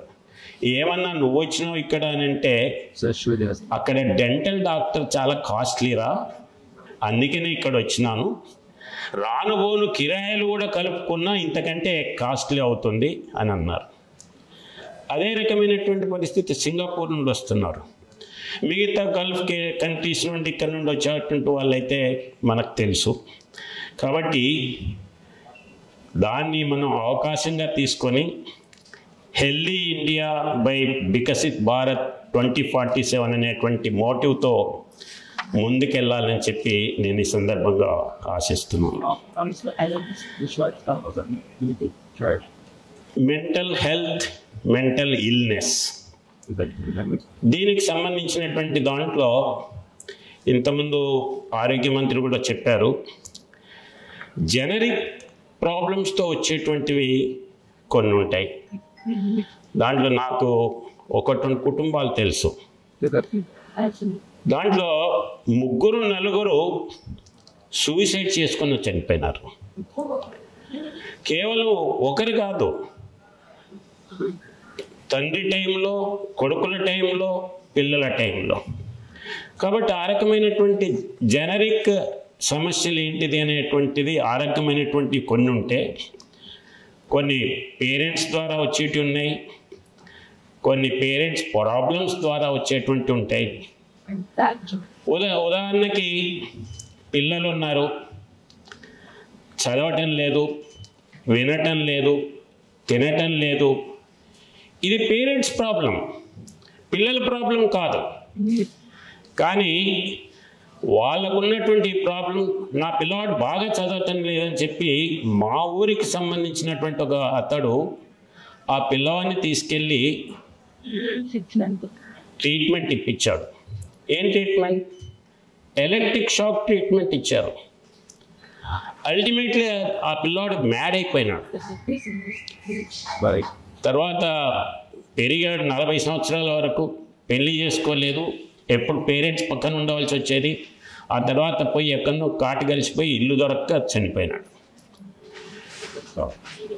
కొన్ని బంధువుల ద్వారా వస్తాయి, కొన్నిసార్లు ప్రాపర్టీ డిస్ప్యూట్స్ వల్ల వస్తాయి. ఎందుకనంటే వీళ్ళు పిచ్చోడిని ముద్రేసేసి ఏ హాస్పిటల్లో తీసుకొచ్చి వదిలేస్తారు. ఆ హాస్పిటల్లో వాళ్ళకి అడ్రస్ కూడా తెలియకుండా చేస్తారు. కాబట్టి వీటిని మనం ఏ రకంగా ఆలోచన చేయాలి. కొన్ని మన దగ్గర ఉండేటువంటి వాళ్ళు అవసరం లేకున్నా వాళ్ళకు ముద్రేస్తారు. నేను ఇక్కడికి వచ్చే ముందు అగర్తలో ఒక NIT స్టూడెంట్ మిస్సింగ్ అయినాడు. వాళ్ళ పేరెంట్స్ ఫోన్ చేశారు. ఫోన్ చేస్తే ఎందుకు ఇది అవుతుందని చెప్పి నేను చూసి వాళ్ళని పిలిచి అడిగాను వచ్చే ముందు రోజే. వాళ్ళు రిపోర్ట్ ఇచ్చారు. ఆ రిపోర్ట్లో లేదండి పిల్లవాడు కొంచెం ఇట్లున్నాడు అట్లున్నాడు, ఎకనమిక్ దీంట్లో సరిగా లేడు అన్నారు. నేను ముందే అడిగాను అన్ని సబ్జెక్ట్స్ క్లియర్ చేశాడా? క్లియర్ చేశాడు. ఏ ఇయర్లో ఉన్నాడు? ఫైనల్ ఇయర్లో ఉన్నారు. అన్ని సబ్జెక్ట్స్ క్లియర్ చేసిన తర్వాత నువ్వు ఎకనమికల్లీ వీక్ ఉన్నాడని ఎట్ట రాసినావు అని అన్నాను. లేదు సార్ ఆయన సైకాట్రిక్ ట్రీట్మెంట్ తీసుకుంటున్నావు. సైకాట్రిక్ ట్రీట్మెంట్ తీసుకుంటున్నాడని చెప్పు, కానీ నువ్వు ఎకనమిక్ దీంట్లో వీక్ ఉన్నాడని ఎందుకు రాస్తావు? అంటే ఎన్ని మార్కులు రావాలో అన్ని మార్కులు రాలేదు అంటే పాస్ అయినరు ఫెయిల్ అయినరు ఇదే చెప్తారు, కానీ ఎన్ని మార్కులతో పాస్ అయినమని చెప్తారా? ఇటు రాసినామని అన్నాను. అంటే కొన్నిసార్లు మనం చేసేటువంటి వాటి ద్వారా కూడా అవతల వాళ్ళ మీద ఎఫెక్ట్ అవుతుంది అనేటువంటిది వీళ్ళు ఆలోచన చేయరు. అదే రకంగా మన యొక్క బిహేవియర్ ద్వారా, మన అలవాట్ల ద్వారా ఇవన్నీ వస్తాయి. ఉదాహరణకి సిగరెట్సు, ఈ సిగరెట్సు, గాంజాయి, సారా, మత్తు పదార్థాలు, ఇవి ఒక రకమైనటువంటి ఉంటే విపరీతమైనటువంటి అలవాట్లు. సినిమాలు, ఒకే సినిమా 20 సార్లు 30 సార్లు చూస్తుంటారు. లేదా ఇప్పుడున్నటువంటి టెలిఫోన్ గాడ్జెట్స్, వాటిని చూసి ఆ రకంగా ఒక రకమైనటువంటి రోగంలోకి వెళ్ళేటువంటి వాళ్ళు విపరీతమైనటువంటి దీన్ని బట్టి కూడా ఉన్నాయి. తర్వాత క్రైమ్ సినిమాలు చూడటం, హారర్ సినిమాలు చూడటం, అన్వాంటెడ్ వీడియోస్ చూడటం, దీనివల్ల కూడా మనుషులు, కేవలం పిల్లలే కాదు పెద్దవాళ్ళు కూడా దీనివల్ల ప్రాబ్లమ్స్లోకి వెళ్తున్నారు. ఉదాహరణకి కొన్ని జాబ్స్ ఉంటాయి, వాళ్ళు ఆ పర్టికులర్ జాబ్స్లలో కంటిన్యూస్గా ఇన్వాల్వ్ అవుతూ ఉండాలి. ఉదాహరణకి చిల్డ్రన్ పార్న్ సెక్స్ ఇది ఉంటుంది, దాన్ని అరికట్టాలి. దాన్ని అరికట్టాలంటే పోలీస్ వాళ్ళు దాన్ని కంటిన్యూస్గా వాచ్ చేస్తుంటారు. ఆ వాచ్ చేసేటువంటి పోలీస్ వాళ్ళు ఎవరైతే ఉన్నారో 3-4 మంత్స్ తర్వాత దే ఆర్ బికమింగ్ మ్యాడ్. అంటే దాన్ని చూసి తట్టుకోలేక. కాబట్టి ఇప్పుడు ఏం చేస్తున్నారని అంటే ఆ పర్టికులర్ పోస్ట్లో ఉన్నటువంటి వాళ్ళు ఎవ్రీ 2-3 మంత్స్కి ట్రాన్స్ఫర్ చేస్తున్నారు. అదే రకంగా సియాచిన్ దీంట్లో పనిచేసేటువంటి వాళ్ళు ఉన్నారు. కంటిన్యూగా ఐస్లో వైట్నెస్ ఒకటి చూడటం వలన ఒక పర్టికులర్ టైప్ ఆఫ్ ప్రాబ్లమ్స్ వస్తున్నాయి. షిప్లో పోయేటువంటి వాళ్ళు పైకి వెళ్ళి వాళ్ళకు ముందే ఇన్స్ట్రక్షన్స్ ఇస్తారు, కింద చూడొద్దు రాత్రిపూట అని. ఎందుకంటే పైకి వెళ్ళి కనుక కింద చూస్తూ ఉంటే ఒక టైప్ ఆఫ్ ఫోబియా వస్తుంది. కాబట్టి ఈ రకంగా ఎన్ని రకాలుగా ఉంటుందనే దానికి నేను చెప్తున్నాను. అదే రకంగా ఓల్డ్ ఏజ్ పీపుల్ పిల్లల బెంగతోటి, మా పిల్లలు మమ్మల్ని చూసుకుంటే లేరనో, లేదా నేను చెప్పినట్టు వినటం లేదనో వీళ్ళకు ఉండేటువంటిది. అదే రకంగా వీళ్ళతోటి ఇంట్లో ఉండేటువంటి మిగతా వాళ్ళకి పేషెంట్, దాంట్లో ఎక్కువ భాగం సాడిస్టిక్ థింకింగ్ ఉంటుంది. సాడిస్టిక్ థింకింగ్ అని అంటే ముసలోళ్ళు అవుతారు, రిటైర్ అవుతారు, కోడలు ఉంటుంది, లేకపోతే బిడ్డలు ఉంటారు, వాళ్ళ ఫ్రెండ్స్ తోటి వచ్చి వాళ్ళుగా ఎంజాయ్ చేస్తున్నారే, నాతో మాట్లాడతలేరే, కాబట్టి చెమ్మెత్తేసి మంచినీళ్ళు తీసుకురా అంటారు. లేకపోతే ఇంకో కొంతమంది ఇంట్లో పనిచేసేటువంటి వాళ్ళని చూసి కూడా ఓడవలేక నీళ్ళు కింద పోసేసి తూడు అంటుంటారు. ఒక్కొక్క టైప్ ఆఫ్ సైకలాజికల్ దీంట్లో ఉంటుంటారు. కాబట్టి వీటిని మనం ఎట్లా ట్యాకిల్ చేయాలి అని అంటే ముందు మనం అర్థం చేసుకోవాలి సమస్యల్ని, దాన్ని బట్టి ఇది ఉంటుంది.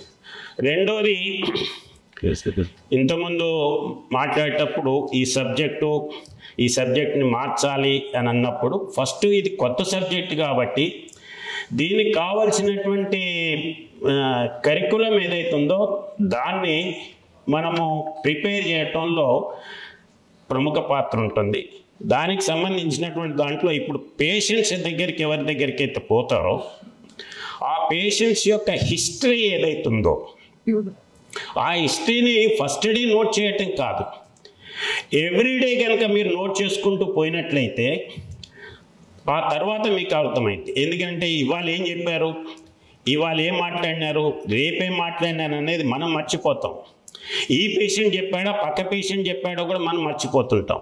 కాబట్టి ఏ పేషెంట్కి సంబంధించినటువంటి ఆ పేషెంట్ డాక్టర్స్ కేస్ షీట్ ఎట్లయితే రాస్తారో మీరు కూడా వీళ్ళకి సంబంధించినటువంటిది వాళ్ళ ముందు రాయకుండా బయటికి వచ్చి ఈచ్ పేషెంట్స్ గురించి కనుక రాసినట్లయితే అప్పుడు హోల్ దీంట్లో మనకు ఆ యొక్క పేషెంట్ని అర్థం చేసుకోవటానికి, ఆ పేషెంట్స్ని మనం ఏ రకంగా ట్రీట్మెంట్ ఇవ్వాలనో మనం ఇవ్వటానికి అవకాశం ఉంటుంది. రెండోది, ఓవర్ ట్రీట్మెంట్ ఇస్తాం. మన అవసరం లేని దానికంటే ఎక్కువ ట్రీట్మెంట్ ఇచ్చి అనవసరమైనటువంటి ప్రాబ్లం తీసుకొస్తాం. అంటే ఇది మెడికల్ డాక్టర్స్ పనికి వస్తుంది, మీకు పనికి వస్తుంది.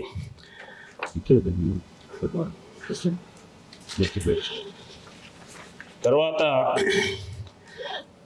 రామ్ సుబ్బారెడ్డి గారు ఇంతకుముందే చెప్పాను, ఇక్కడ 40 సంవత్సరాల కింద వచ్చి ఈ రకమైనటువంటి హాస్పిటల్ను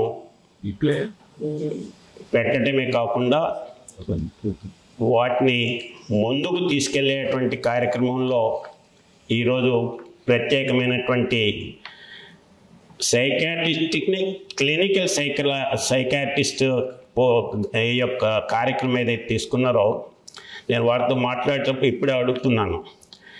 సైకాట్రిస్ట్ అనేటువంటి వాళ్ళు మెడికల్ దీంట్లోనే కాకుండా మామూలు దీంట్లో కూడా ఎప్పుడైనా ఒక వెనకటికి రాజులు కానీ లేదా ఇప్పుడుండేటువంటి పరిస్థితుల్లో గవర్నమెంట్ టు గవర్నమెంట్ ఏదైనా మాట్లాడటానికి హెడ్ ఆఫ్ ది డిపార్ట్మెంట్స్ మాట్లాడటానికి పోయినప్పుడు సైకాట్రిస్ట్ని కూడా తీసుకెళ్తారు.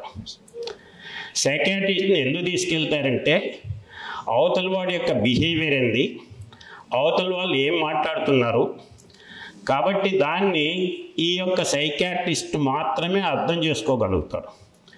కాబట్టి ఆ పాయింట్ ఆఫ్ వ్యూలోకి వెళ్ళి ఈరోజు క్లినికల్ సైకాలజీలోకి వచ్చినాం.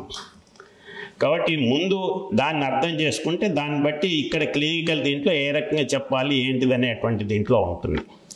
కొన్నిసార్లు సూసైడ్ అటెంప్ట్ చేసినటువంటి వాళ్ళు లేదా డిప్రెషన్లోకి పోయినటువంటి వాళ్ళు, ఫెయిల్ అయినాడు లేదా జాబ్ రాలేదు, ర్యాంక్ రాలేదు, ఇబ్బంది పడుతున్నారు అని అంటే కొన్నిసార్లు పేరెంట్స్ అడుగుతారు, ఇంద్రసేన్ రెడ్డి వాడు ఈ రకంగా ఉన్నాడు, ఒకసారి వానితో మాట్లాడు, లేదా వాడిని తీసుకొని కొంచెం బయటికి పోయిరా, ఈ రకంగా అడిగినటువంటి సందర్భాలు ఉన్నాయి.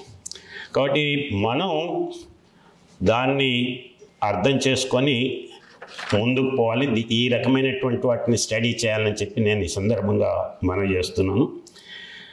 సుబ్బారెడ్డి గారు 120 పడకలతోటి ఈరోజు ఈ హాస్పిటల్ పెట్టారు. దీనికి ముందు మెడికల్ సైడ్ కూడా డిఎం పోస్ట్ గ్రాడ్యుయేషన్ ఇవి కూడా ఈ యొక్క హాస్పిటల్కి వచ్చినాయి.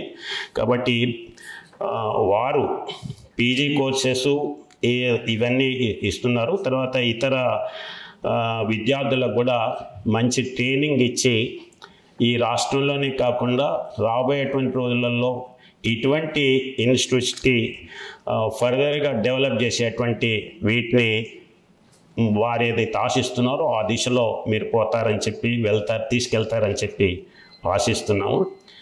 రెండోది, చిన్నపిల్లలు స్టూడెంట్స్కి సంబంధించినటువంటి మానసిక సమస్యలు ఏవైతున్నాయో దానికి సంబంధించినటువంటి కోర్సెస్ను కూడా ఇక్కడ ప్రారంభిస్తున్నారు.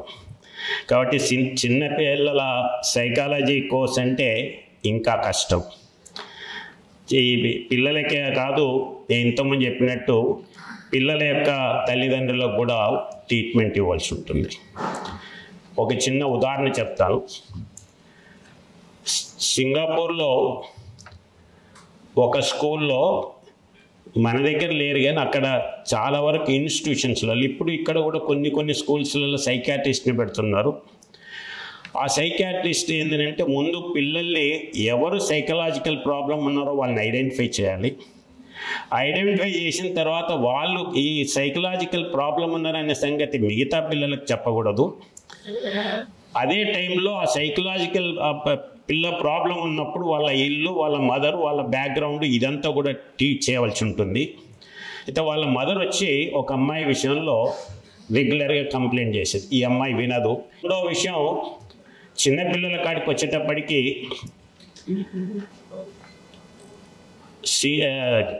చిన్న ఫ్యామిలీసు, సింగిల్ ఫ్యామిలీసు.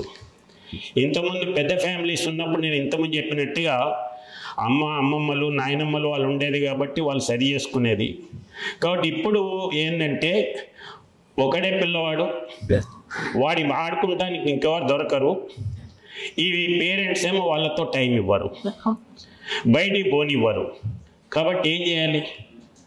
కాబట్టి సింగిల్ పేరెంట్స్లో ఉండేటువంటి ఫ్యామిలీస్లో ఉండేటువంటి చిల్డ్రన్ ప్రాబ్లమ్స్ వేరే ఉంటాయి. పూర్నెస్ దాంట్లో ఉండేటువంటి ప్రాబ్లమ్స్ వేరే ఉంటాయి. వీటిని ఏ రకంగా ఇది చేయాలనేటువంటిది ఆలోచన చేసి ఈ హాస్పిటల్ ఆ దిశలో ఆలోచిస్తుందని చెప్పి ఇప్పుడున్నటువంటి స్టూడెంట్స్ కూడా ఆ దిశలో ఆలోచిస్తున్నారని చెప్పి నేను మనవి చేస్తున్నాను.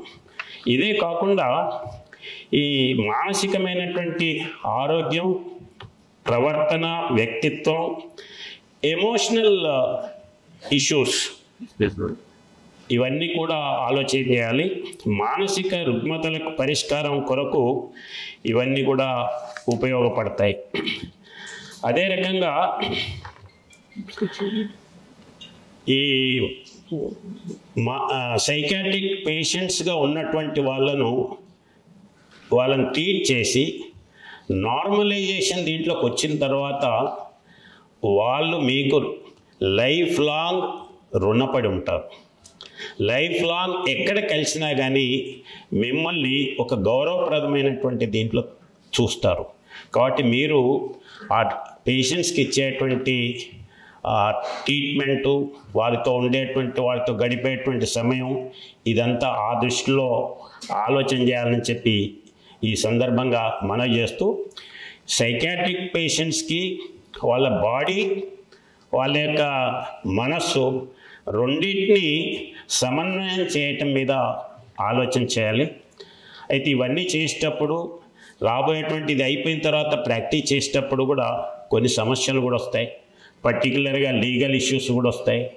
ఆ లీగల్ ఇష్యూస్ని కూడా ఎట్లా ట్యాకిల్ చేయాలనేటువంటి దానికి మానసికంగా ఒక హార్డ్ అండ్ రూల్ ఒకటి పెట్టుకొని ఆ దిశలో పోయినట్లయితే ఈ లీగల్ ప్రాబ్లమ్స్ని కూడా మీరు ఓవర్టేక్ చేయొచ్చు.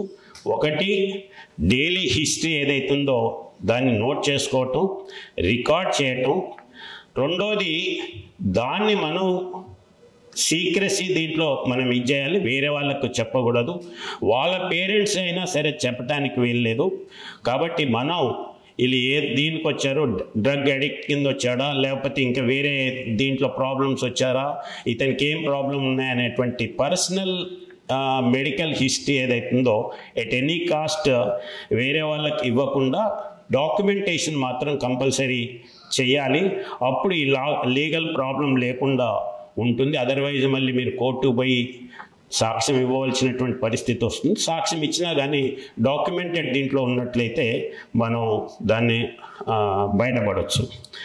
తర్వాత ఇంకా మేజర్ ఇష్యూ ఎక్కడ ఉంటుందంటే కొంతమంది ప్రాపర్టీస్ కొరకు వాళ్ళ పిల్లల వీళ్ళని తీసుకొచ్చి హాస్పిటల్లో వేసిపోతుంటారు. నాకు తెలిసినటువంటి ఒక కేసు, నా కార్యకర్త మెంటల్లీ బాగలేదు అని చెప్పి హాస్పిటల్ తీసుకొచ్చారు. మా ఇంటి పక్కనే ఆశా హాస్పిటల్ అని ఉంది. నేను వెళ్ళాను. ఏంటంటే లేదు సార్ వీనికి ఇవ్వాలి, రూమ్లో ఇవ్వాలి, ఇతనికి ఇంజెక్షన్ ఇవ్వాలి, అదేనని. అన్న అది కాదన్నా, నేను చెప్తే వీళ్ళు వినటం లేదు, అనవసరంగా నన్ను ఇక్కడ తీసుకొచ్చారు బలవంతంగా, నన్ను ఇప్పుడు ఇక్కడ తీసుకెళ్ళి ఇచ్చేస్తారు, ప్రశ్నే లేదన్నారు. నేను చెప్పి అట్లా కాదే, నువ్వు 2 రోజులు వదిలిపెట్టి నా నమ్మకం మీద అది చేస్తాను. ఆ తర్వాత అతడు పోయినా తిరిగి మంచిగా వచ్చినాడు, మళ్ళీ ఏం కాలేదు. కానీ బలవంతంగా అక్కడనే ఇచ్చుంటే ఏదో రకంగా చేసి వాళ్లకు ఆ రకమైనటువంటి ఇబ్బందులు క్రియేట్ చేస్తారనేటువంటిది ఉంది. ఇది జనరల్గా జరుగుతున్నాయి. కొన్నిసార్లు ఏమో వదిలేసి పోతారు. కాబట్టి అనేక సార్లు పేపర్లో కూడా మనం చూసినాం. ఇది రాకుండా చూడాలని చెప్పి నేను మనవి చేస్తూ, చివరిగా మొదటి బ్యాచ్లో ఉన్నటువంటి మీరు ఈ అడ్మిషన్ దొరికినందుకు అదృష్టంగా భావించి ఈ మానసిక పేషెంట్లకు వీరన్నిటికి కూడా మీరు ఒక రోల్ మోడల్గా ఉంటారని చెప్పి నేను ఆశిస్తున్నాను. పర్టికులర్గా ఈ పేషెంట్స్ విషయంలో సానుభూతి, ప్రేమతోటి వ్యవహరించాలని చెప్పి ఇదొక పుణ్య కార్యంగా భావించాలని చెప్పి నేను మనవి చేస్తున్నాను. చివరిగా ఈ వచ్చినటువంటి అవకాశాన్ని డాక్టర్ రామ్ సుబ్బారెడ్డి గారు, విశాల్ గారితో వారి యొక్క పర్యవేక్షణలో, అలాగే నిపుణులైనటువంటి మీ యొక్క ప్రొఫెసర్సు వారి దగ్గర నుండి శిక్షణ తీసుకొని క్లినికల్ సైకాలజిస్ట్గా ఎదగాలని చెప్పి, రాబోయేటువంటి రోజులలో మీరే ఈ పర్టికులర్ ఫీల్డ్లో లీడర్స్గా తయారు కావాలని చెప్పి మీ యొక్క టీచర్సు, తల్లిదండ్రులు గర్వపడేలాగా వారి యొక్క పేరును, వారికి మంచి పేరు ప్రఖ్యాతలు ఇన్స్టిట్యూట్ కూడా తీసుకురావాలని చెప్పి నేను కోరుతున్నాను. ఇలాంటి మంచి కార్యక్రమాన్ని ప్రారంభించి ముందుకు తీసుకెళ్తున్నటువంటి డాక్టర్ ఇన్లాస్ hospital directors doctor Ram Subba Reddy గారు మరియు వారి కుమారుడైనటువంటి విశాల్ గారికి మనస్ఫూర్తిగా అభినందనలు తెలియజేస్తూ సెలవు తీసుకుంటున్నాను. జై హింద్. గౌరవ గవర్నర్ గారు నిజంగా ఆయన ఈ సబ్జెక్ట్ గురించి మాకు తెలియని విషయాలు కొన్ని చెప్పారు. అంటే ఆయన లైఫ్లో జరిగిన కొన్ని ప్రాక్టికల్ ఎగ్జాంపుల్స్, ఎలా సఫర్ అవుతున్నారు, దీని పాజిటివ్ సైడ్, నెగిటివ్ సైడ్ నేను ఊహించలేదు. ఆయన ఇంత లోతుగా ఇక్కడికి వచ్చే ముందర ఈ సబ్జెక్ట్ గురించి ఆయన నిజంగా పరిశోధించినట్టు తెలుస్తుంది. నిజంగా మేము ఆయనకి ఎలాంటి ఇన్పుట్స్ ఇవ్వాలి, ఆయన సొంతంగానే మీకు తెలిసిపోయి ఉంటుంది. కాబట్టి మీకున్న అనుభవం, మీకున్న నాలెడ్జు, లోతుగా ప్రజలు, ఎందుకంటే ఆయన జనాలు తిరుగుతూ ఉంటారు ఎప్పుడు. ఆయన దగ్గరికి ఒక రాజకీయ నాయకుడిగా చాలామంది వస్తుంటారు రకరకాల సమస్యలతో, అలాంటివన్నీ ఆయన తీసుకొచ్చి చెప్పారు. కాబట్టి సార్ నిజంగా చెప్పండి, మీకు డిగ్రీ పెద్ద క్లినికల్ సైకాట్రిస్ట్ అని అనిపిస్తుంది, అంత బాగా చెప్పారు. ధన్యవాదాలు మీ అందరికీ కూడా. కరతాళంతో మరొకసారి గవర్నర్ గారికి అభినందనలు జరిగింది. మీరు ఇంతకుముందే చెప్పారు, పూర్వకాలంలో రాజులు ఎక్కడికైనా వెళ్ళినప్పుడు వాళ్ళతో ఒక సలహాదారు కానీ ఇలాంటి సైకాలజీ తీసుకెళ్లేవారని. ఇటీవలే మా ఆంధ్రప్రదేశ్ మన స్టేట్లో పబ్లిక్ సర్వీస్ కమిషన్ గ్రూప్ 1 ఇంటర్వ్యూలు జరిగాయి జస్ట్ ఫ్యూ డేస్ బ్యాక్. నాకు ఆ మధ్యలో ఫోన్ వచ్చింది పబ్లిక్ సర్వీస్ కమిషన్ అనేది. ఏంటంటే, డాక్టర్ గారు మేము థియరీ అంతా అయిపోయింది, ఇంటర్వ్యూలు చేయబోతున్నాము, చాలామంది మెరిట్ మార్కులు అన్నీ బాగానే వచ్చి ఉంటాయి, కానీ ఇంటర్వ్యూలో వీళ్ళు ఆఫీసర్స్ అయిన తర్వాత, అంటే గ్రూప్ 1 అంటే డిఎస్పీ ఇలాంటి ఆర్డీఓ ఇలాంటి పోస్టులు, ఫ్యూచర్లో the may become IAS IPS. అయితే ఇలాంటి వాళ్ళ యొక్క మైండ్ సెట్ రేపు ఆఫీసులు అయిన తర్వాత వాళ్ళు ఎలా ఉంటారు, వాళ్ళు మంచి లీడర్స్గా ఉంటారా, మంచి అడ్మినిస్ట్రేటర్స్గా ఉంటారా, వాళ్ళ ఎమోషనల్ బ్యాలెన్స్ ఎలా ఉంటుంది, వాళ్ళ జడ్జిమెంట్ కెపాసిటీ ఎలా ఉంటుంది, ఇవన్నీ మాకు తెలియదు కదా. థియరీలో వాళ్ళకు చాలా మార్కులు వచ్చిండొచ్చు, కానీ ఇలాంటి ఆస్పెక్ట్స్ తెలియకుండా మేము సెలెక్ట్ చేస్తే రేపు అతను ఆఫీసర్ అయిన తర్వాత we don't know how he will be with the subordinates or public like that. ఇలాంటి వాటిని తెలుసుకునే దానికి ఇంతవరకు మేము ఏం చేయలేదు. మీ ఏదైనా మీ దాంట్లో క్లినికల్ సైకాట్రీ మాకు ఏదైనా కొన్ని పంపించండి, కొన్ని క్వశ్చన్స్ దాన్ని బేస్ చేసుకుని ఇంటర్వ్యూలో ప్రతి ఒక్కరిని ఈ ప్రశ్న అంటే అదే పనిగా మా క్లినికల్ సైకాలజీ డిపార్ట్మెంట్ వాళ్ళు అడిగి ఇది జరిగిందంతా ఒక నెల కిందట. అని వాళ్ళకి సంబంధించిన కొన్ని క్వశ్చన్స్ పంపడం జరిగాయి. వాళ్ళు దాన్ని ఉపయోగించుకున్నారని చెప్పేసి మళ్ళీ నాకు థ్యాంక్స్ ఇవ్వండి. ఎందుకు చెప్తున్నానంటే భవిష్యత్తులో సైకియాట్రిస్టులు, క్లినికల్ సైకాలజీ రోల్ ఇలాంటి వాటిలో కూడా బాగా ఎక్కువగా పెరిగేదానికి అవకాశం ఉంది, ఉద్యోగ అవకాశం ఉంది. ఎందుకంటే మా దగ్గర రేపు పాస్ అయిపోయే 12 మందికి హాట్ కేక్స్ లాగా వెళ్ళిపోతారు. వాళ్ళు హాట్ కేక్స్ లాగా దే ఆర్ వెయిటింగ్. ఈవెన్ మేమే తీసుకుంటాం, మాకు ఇంకా కావాలి ఇలాంటి వాళ్ళు క్వాలిఫైడ్ పీపుల్. మరొకసారి మీకు ధన్యవాదాలు తెలుపుకుంటున్నాం. ఇప్పుడు చివరి ఇంకొక 5 నిమిషాలు మన కార్యక్రమం అయిపోతుంది. గవర్నర్ గారు అడుగుతున్నారు, సమరం గారి గురించి నేను విన్నాను తప్పి సమరం గారు ఈయనేనా అని. అంటే దాన్ని బట్టి అర్థం చేసుకోండి సార్. అలాంటి ఆత్మీయులు పెద్దలు ఇక్కడ ఉన్నారు. సమరం గారు మేమెవరము సైకిల్ రాకముందు ఆయన ఈనాడులో సెక్స్, సైన్స్ ఇవన్నీ రాసేవాళ్ళు. ఆయన సెక్స్ డాక్టర్కి అదని తెలుసు, కానీ వాళ్ళకి చాలామంది తెలిసింది ఆయన సైకాలజీ డాక్టర్ కూడా. మేము రాకముందు సైకాలజీ పేషెంట్లు ఆయన ట్రీట్ చేసేవాడు. ఆయన ఎంబీబీఎస్తోనే సెక్స్ ప్రాబ్లమ్స్ చేసేవాడు, సైకాలజీ చేసేవాడు, ఆపరేషన్లు చేసేవాడు. ఇప్పుడు ఆయన వయసు చాలామంది తెలియదు, 86 సంవత్సరాలు. ఆయన మా పైన అభిమానంతో ఇక్కడికి వచ్చారు. గవర్నర్ గారి చేతుల మీదుగా ఒక శాలువాతో ఆయన సత్కరించాలని చెప్పేసి, సార్ మీరు ఇది ప్రోటోకాల్ లేదు కానీ ఏవరకు కూడా అలాంటి ఆత్మీయులు ఒకరు ఇస్తున్నారు, వాళ్ళని తెచ్చి గవర్నర్ గారి చేతుల మీదుగా. ఆయన వయసు 86 సంవత్సరాలు, ఇప్పటికీ ఆయన యాక్టివ్ ప్రాక్టీస్లో ఉన్నారంటే చాలా గ్రేట్. అది ఆయన ఎప్పుడు మాకు ఆత్మీయులే.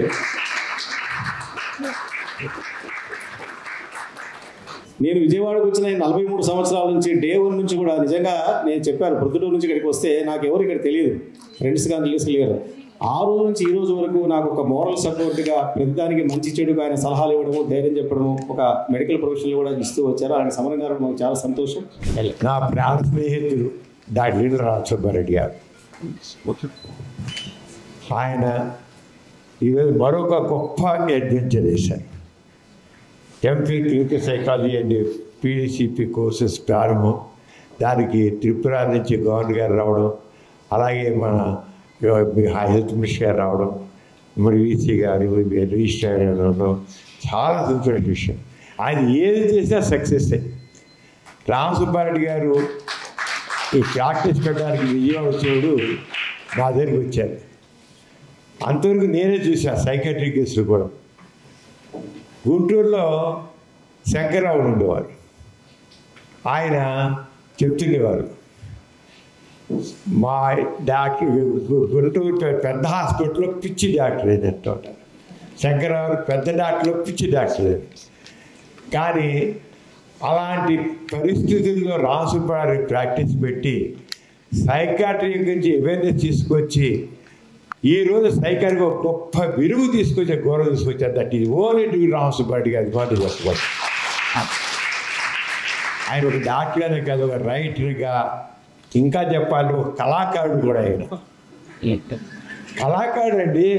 సినిమాల గురించి, సినిమా పాటల గురించి, వాటి గురించి చాలా గొప్ప విశ్లేషణ చేస్తారు, చాలా గొప్ప విశ్లేషణ చేస్తారు.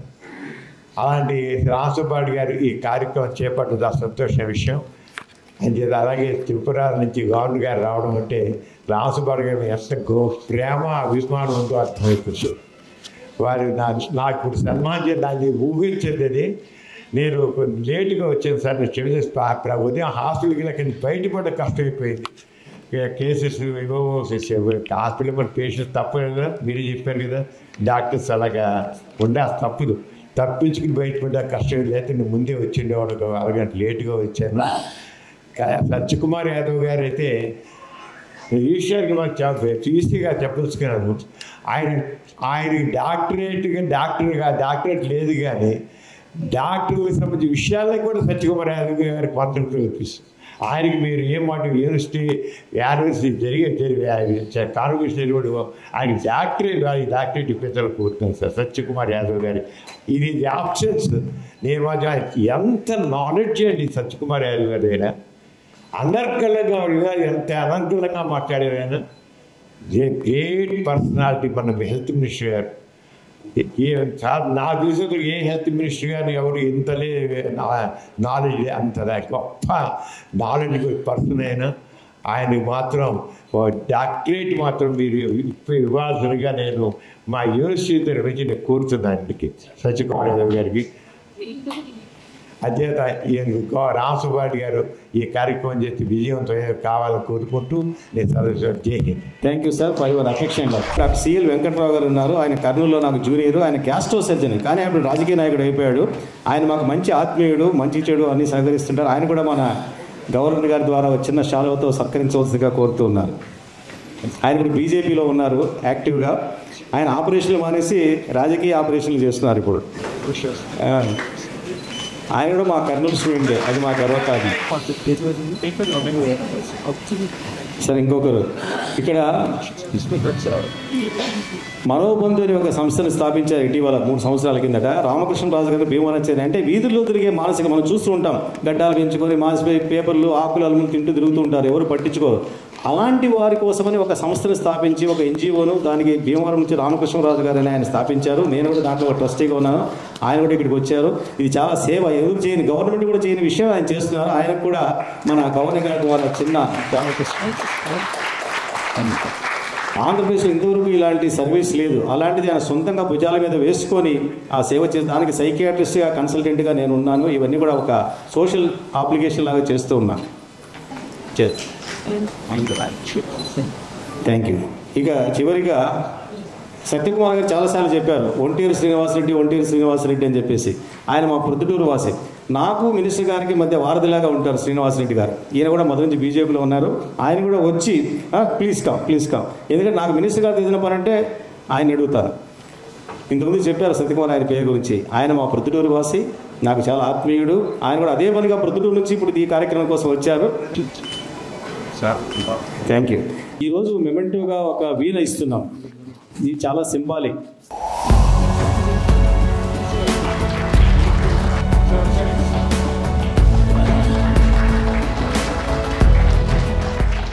ఈ వీణ ఏంటంటే మా యూట్యూబ్ ఛానల్ కూడా మానస వీణ అని పేరు పెట్టాం. అంటే దీని మీద ఎలాంటి రాగాలు కలిగించవచ్చు, సంతోషాన్ని, దుఃఖాన్ని, ఆవేశాన్ని, అన్ని రకాలుగా మనసులో. అందుకనే ఈ వీణ ఎలా సింబాలికో మనసుకు, అందుకనే మానస వీణ అని పెట్టి అదే పనిగా ఈ వీణను తయారు చేయించి ఇవ్వడం జరిగింది. ఎదురు వచ్చేటట్లుగా రూల్స్ రెగ్యులేషన్స్ కూడా నేను చెప్పినట్టుగా చేసి మమ్మల్ని ఆశీర్వదించాలని కోరుతూ ఈ చిరు సత్కారాన్ని నేను డాక్టర్ విశాల్ చేస్తాను.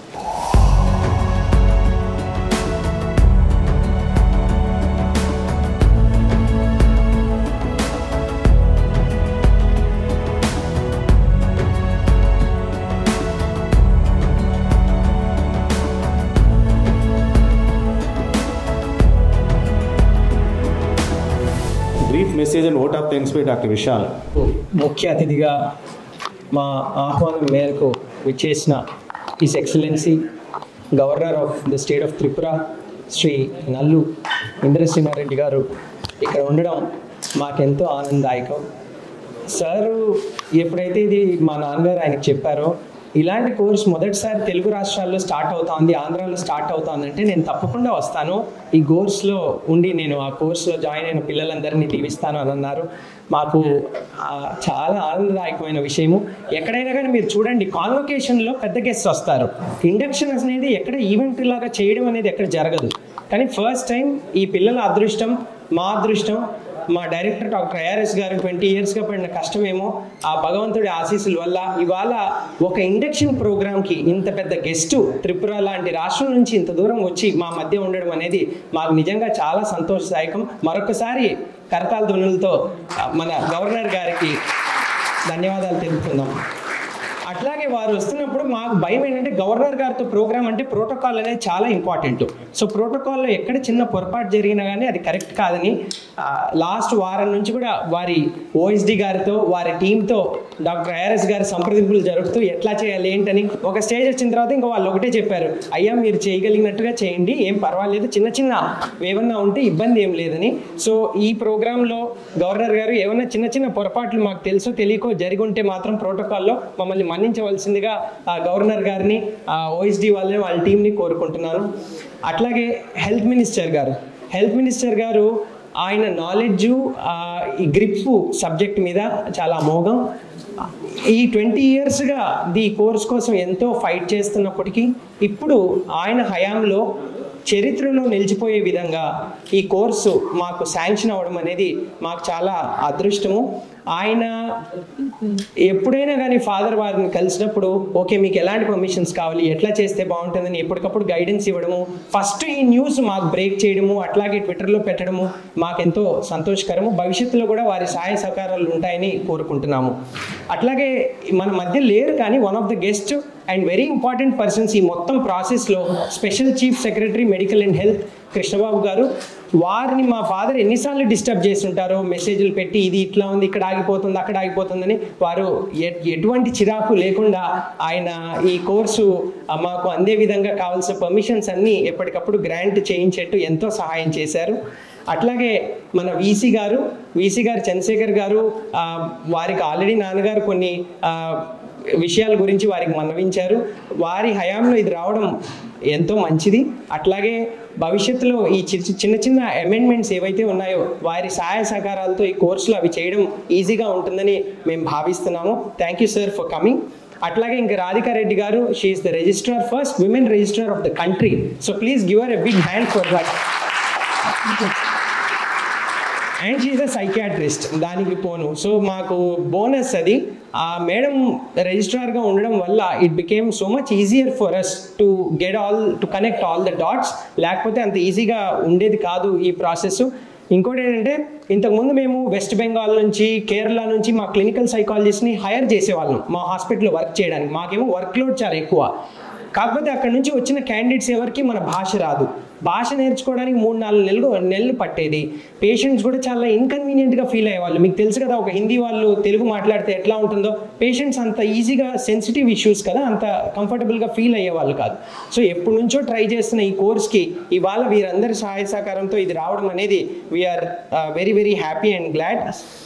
అట్లాగే ఇది అవ్వడానికి ఎన్నో కమిటీస్, స్టీరింగ్ కమిటీ అని, లీగల్ కమిటీ అని, ఫైనాన్స్ కమిటీ అని, బోల్డ్ కమిటీ అని, రకరకాల కమిటీస్, అన్ని కమిటీస్ నుంచి ఇవన్నీ పాస్ అవ్వడానికి రాధికా రెడ్డి గారు, అట్లాగే మన ఇప్పుడున్న వైస్ ఛాన్సలర్ గారు, ముందున్న వైస్ ఛాన్సలర్స్, మన స్పెషల్ చీఫ్ సెక్రటరీ, వీరి సహాయ సహకారాలు లేకుండా ఇది జరిగే పని కాదు. ఫైనల్గా ఇక్కడ ఉన్న స్టూడెంట్స్, కొత్తగా మీరు జాయిన్ అయ్యారు ఎంతో నమ్మకంతో, ఫ్యామిలీ మెంబర్స్ కూడా కొంతమంది ఉన్నారు. మీ అందరికి కూడా కృతజ్ఞతలు. మా మీద ట్రస్ట్తో ఇండ్లాస్ హాస్పిటల్స్లో మీరు ఈ కోర్స్ జాయిన్ అయ్యేందుకు, కష్టపడి నేర్చుకుని చక్కగా బయటికి వెళ్ళి మంచి పేరు మీకు మా ఇన్స్టిట్యూట్కి తీసుకొస్తారని ఆశిస్తున్నాను. అట్లాగే మా ఏ ఆర్గనైజేషన్ అయినా it is as good as it's team. ఇప్పుడు మా డాక్టర్ ఐఆర్ఎస్ గారు, నేను కాకుండా మా హాస్పిటల్లో వర్క్ చేసే బోల్డ్ మంది డాక్టర్సు, టీము, స్టాఫ్, వారందరి సహాయ సహకారం లేకుండా మేము ఈ స్టేజ్కి వచ్చేవాళ్ళం కాదు. ఇప్పుడు మేము ఇక్కడ ఈ మీటింగ్లో ఉన్నప్పటికీ సోమవారం అవడం వల్ల చాలా బిజీ ఓపీడీని అక్కడ మా మిగతా టీం రన్ చేస్తూ ఉంది. వారందరూ కూడా అక్కడ వారి సహాయ సహకారాలతోనే ఇక్కడ దాకా గ్రో అవ్వగలిగాము. ఫైనల్గా ఫ్యాకల్టీ, మా department of clinical psychology, Bhaskar Naidu garu, Meenakshi, Haritha, Santosh, వీళ్ళందరూ కూడా they have been very helpful in running this course. And పెద్దలు కొంతమంది, డాక్టర్ సమరం గారు, డాక్టర్ సిఎల్ వెంకట్రావు గారు, అట్లాగే శ్రీనివాస్ రెడ్డి గారు, వీరందరూ మాకు ఎప్పుడు ఏ స్టెప్లో సహాయం కావాలన్నా కానీ వారు చేస్తూ వచ్చారు. ఫైనల్గా మా డైరెక్టర్ డాక్టర్ ఐఆర్ఎస్ గారి గురించి ఒక విషయం చెప్పాలి. లాస్ట్ 20 yearsగా ఏ మీటింగ్కి వెళ్ళినా, ఏ స్టేట్ కాన్ఫరెన్స్కి వెళ్ళినా, ఏ ఐఎంఏ కాన్ఫరెన్స్కి వెళ్ళినా ఎవరైనా హెల్త్ మినిస్టర్ అని ఆయన కనిపిస్తే ఆయన చేతికి తీసుకువెళ్ళి ఒక వినతి పత్రం ఇచ్చి, అయ్యా ఇది ఒక నీడ్ మాకుంది, మీరు ఎట్లయినా ఈ కోర్స్ తీసుకురావాలనే వాళ్ళు. అందరూ కూడా సరే చేద్దామనే వాళ్ళు. కానీ వారికి ఉన్న అనేక ప్రయారిటీస్లో మెంటల్ హెల్త్ అనేది ప్రయారిటీ కాదు. మెంటల్ హెల్త్లో మళ్ళీ డాక్టర్ కోర్స్ కూడా కాదు, ఇది క్లినికల్ సైకాలజీ కోర్స్. సో వారి స్కీమ్ ఆఫ్ థింగ్స్లో ఇది ప్రయారిటీ కాదు. అయినా ఆయన పట్టు వదలని విక్రమార్కుడిలాగా లాస్ట్ 20 ఏళ్ళుగా ఆయన చేస్తున్న ఈ కష్టానికి ఫైనల్గా భగవంతుడి ఆశీస్సులు తోడై మీ అందరి సహాయ సహకారాలతో, ఇక్కడ ఉన్న పెద్దల సహాయ సహకారాలతో ఫైనల్గా ఈ కోర్స్ మాకు శాంక్షన్ అవ్వడం జరిగింది. ఫైనల్లీ ఏ విషయమైనా కానీ భగవంతుడి ఆశీస్సులు, దీవెన లేకుండా జరగవు. సో ఇవాళ సభ కానివ్వండి, ఈ కోర్స్ మాకు రావడం కానీ, వీటన్నిటికీ కూడా ఆ పైవాడి దీవెనలో ఆశీస్సులు ఉన్నాయని బలంగా నమ్ముతున్నాను. వారి ఆశీస్సులతో ఇంత బాగా ఈ సభ ఇవాళ జరిగింది. అట్లాగే భవిష్యత్తులో ఈ ఎంఫిల్ కోర్సు, అట్లాగే PDCP professional diploma clinical psychology course ఇండియాలోనే తలమానికంగా ఉంటూ ఇండియాలో నెంబర్ 1 క్లినికల్ సైకాలజీ కోర్సుగా మాది ఉండాలని మేము గట్టిగా దానికి కావాల్సిన ప్రయత్నం చేస్తామని మీ అందరికీ సభాముఖంగా తెలుపుకుంటూ, మరొకసారి మీరందరూ సోమవారం పొద్దునే ఇవాళ ఇట్లా వచ్చి మాతో ఈ సమయం గడిపినందుకు, మా అందరి మధ్యలో ఉండి మా ఆనందాన్ని పంచుకున్నందుకు, ముఖ్యంగా మరొకసారి మా governor of state of Tripura, his excellency Shri Nallu Indrasena Reddy గారికి మరొకసారి హృదయపూర్వక ధన్యవాదాలు తెలుపుకుంటూ సెలవు తీసుకుంటున్నాను. నమస్కారం. మా అబ్బాయి చెప్పిన విషయం ఒకటి ఉంది. ఏంటంటే మా అబ్బాయి నేను ప్రాక్టీస్ కోరికడం దాకా 20 సంవత్సరాల వచ్చాడు. ఆయన బెంగళూరు లింగాస్ ఎండీ చేశారు. వాళ్ళు ఎండీ పాస్ అయిన వాళ్ళు ఇక బెస్ట్ అవుట్ గోయింగ్ స్టూడెంట్ ఆ బ్యాచ్. అయితే వాళ్ళ బ్యాచ్లో అందరూ ఆస్ట్రేలియా వెళ్ళిపోయారు. అక్కడ బాగుంటుంది సైకాట్రీ అని. ఈయన వెళ్ళాలని అంతా ప్లాన్ చేసుకోండి. నేను చెప్తాను మనకి ఇల్లు కదా ఇక్కడ నేను చేసేది ఇంకా డెవలప్ చేసేస్తే కానీ ఓన్లీ పేషెంట్ చేస్తానికి మందులు రాస్తానికి కౌన్సిలింగ్ చేస్తాను కాబట్టి నేను డామినేట్ చేయవచ్చు. మీరు దీన్ని అకాడమిక్ రీసెర్చ్ ఇన్స్టిట్యూట్గా చేస్తే నేను వస్తాను. ఎందుకంటే లింగ్హామ్స్ అనేది అకాడమిక్ రీసెర్చ్ ఇన్స్టిట్యూట్ ఇండియా కంటే పెద్ద ఇన్స్టిట్యూట్. అక్కడ నేను ఏం చేశాను మా అకాడమీ చేశాను. అంటే ఏం కావాలన్నా ఇంటి మనకి ఎలా ఎంట్రీ కోర్సు మనం ప్రైవేట్ హాస్పిటల్ కాబట్టి కానీ డిఎన్బి ఉంది. డిఎన్బి తీసుకురాడు అండ్ డిఎన్బి తీసుకొచ్చాను. 18 years నుంచి డిఎన్బి అనేది ఆంధ్రప్రదేశ్లో అంటే పోస్ట్ గ్రాడ్యుయేట్ మెడికల్ కోర్స్ ఎండి లాంటి కోర్సులో ఒకే ఒక హాస్పిటల్ అంటే నా హాస్పిటల్ హాస్పిటల్. అలాగే PDM fellowship in child psychiatry NTR university వాళ్ళు అది వచ్చి 10 సంవత్సరాలు అయింది. అది కూడా యూనివర్సిటీకి ఇంగ్లీష్.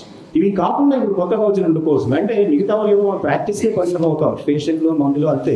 అలా కాకుండా నేను ఒక అకాడమిక్ మెడికల్ కాలేజీ కాదు కానీ ప్రైవేట్ సెక్టార్లో ఉండే మెడికల్ కాలేజీ లాంటిది. అలా మెడికల్ కాలేజీలు కూడా ఇండియాలో నాకు తెలిసి ఏ ప్రైవేట్ సైకియాట్రిక్ హాస్పిటల్ కూడా ఇన్ని రకాల కోర్సులు లేవు.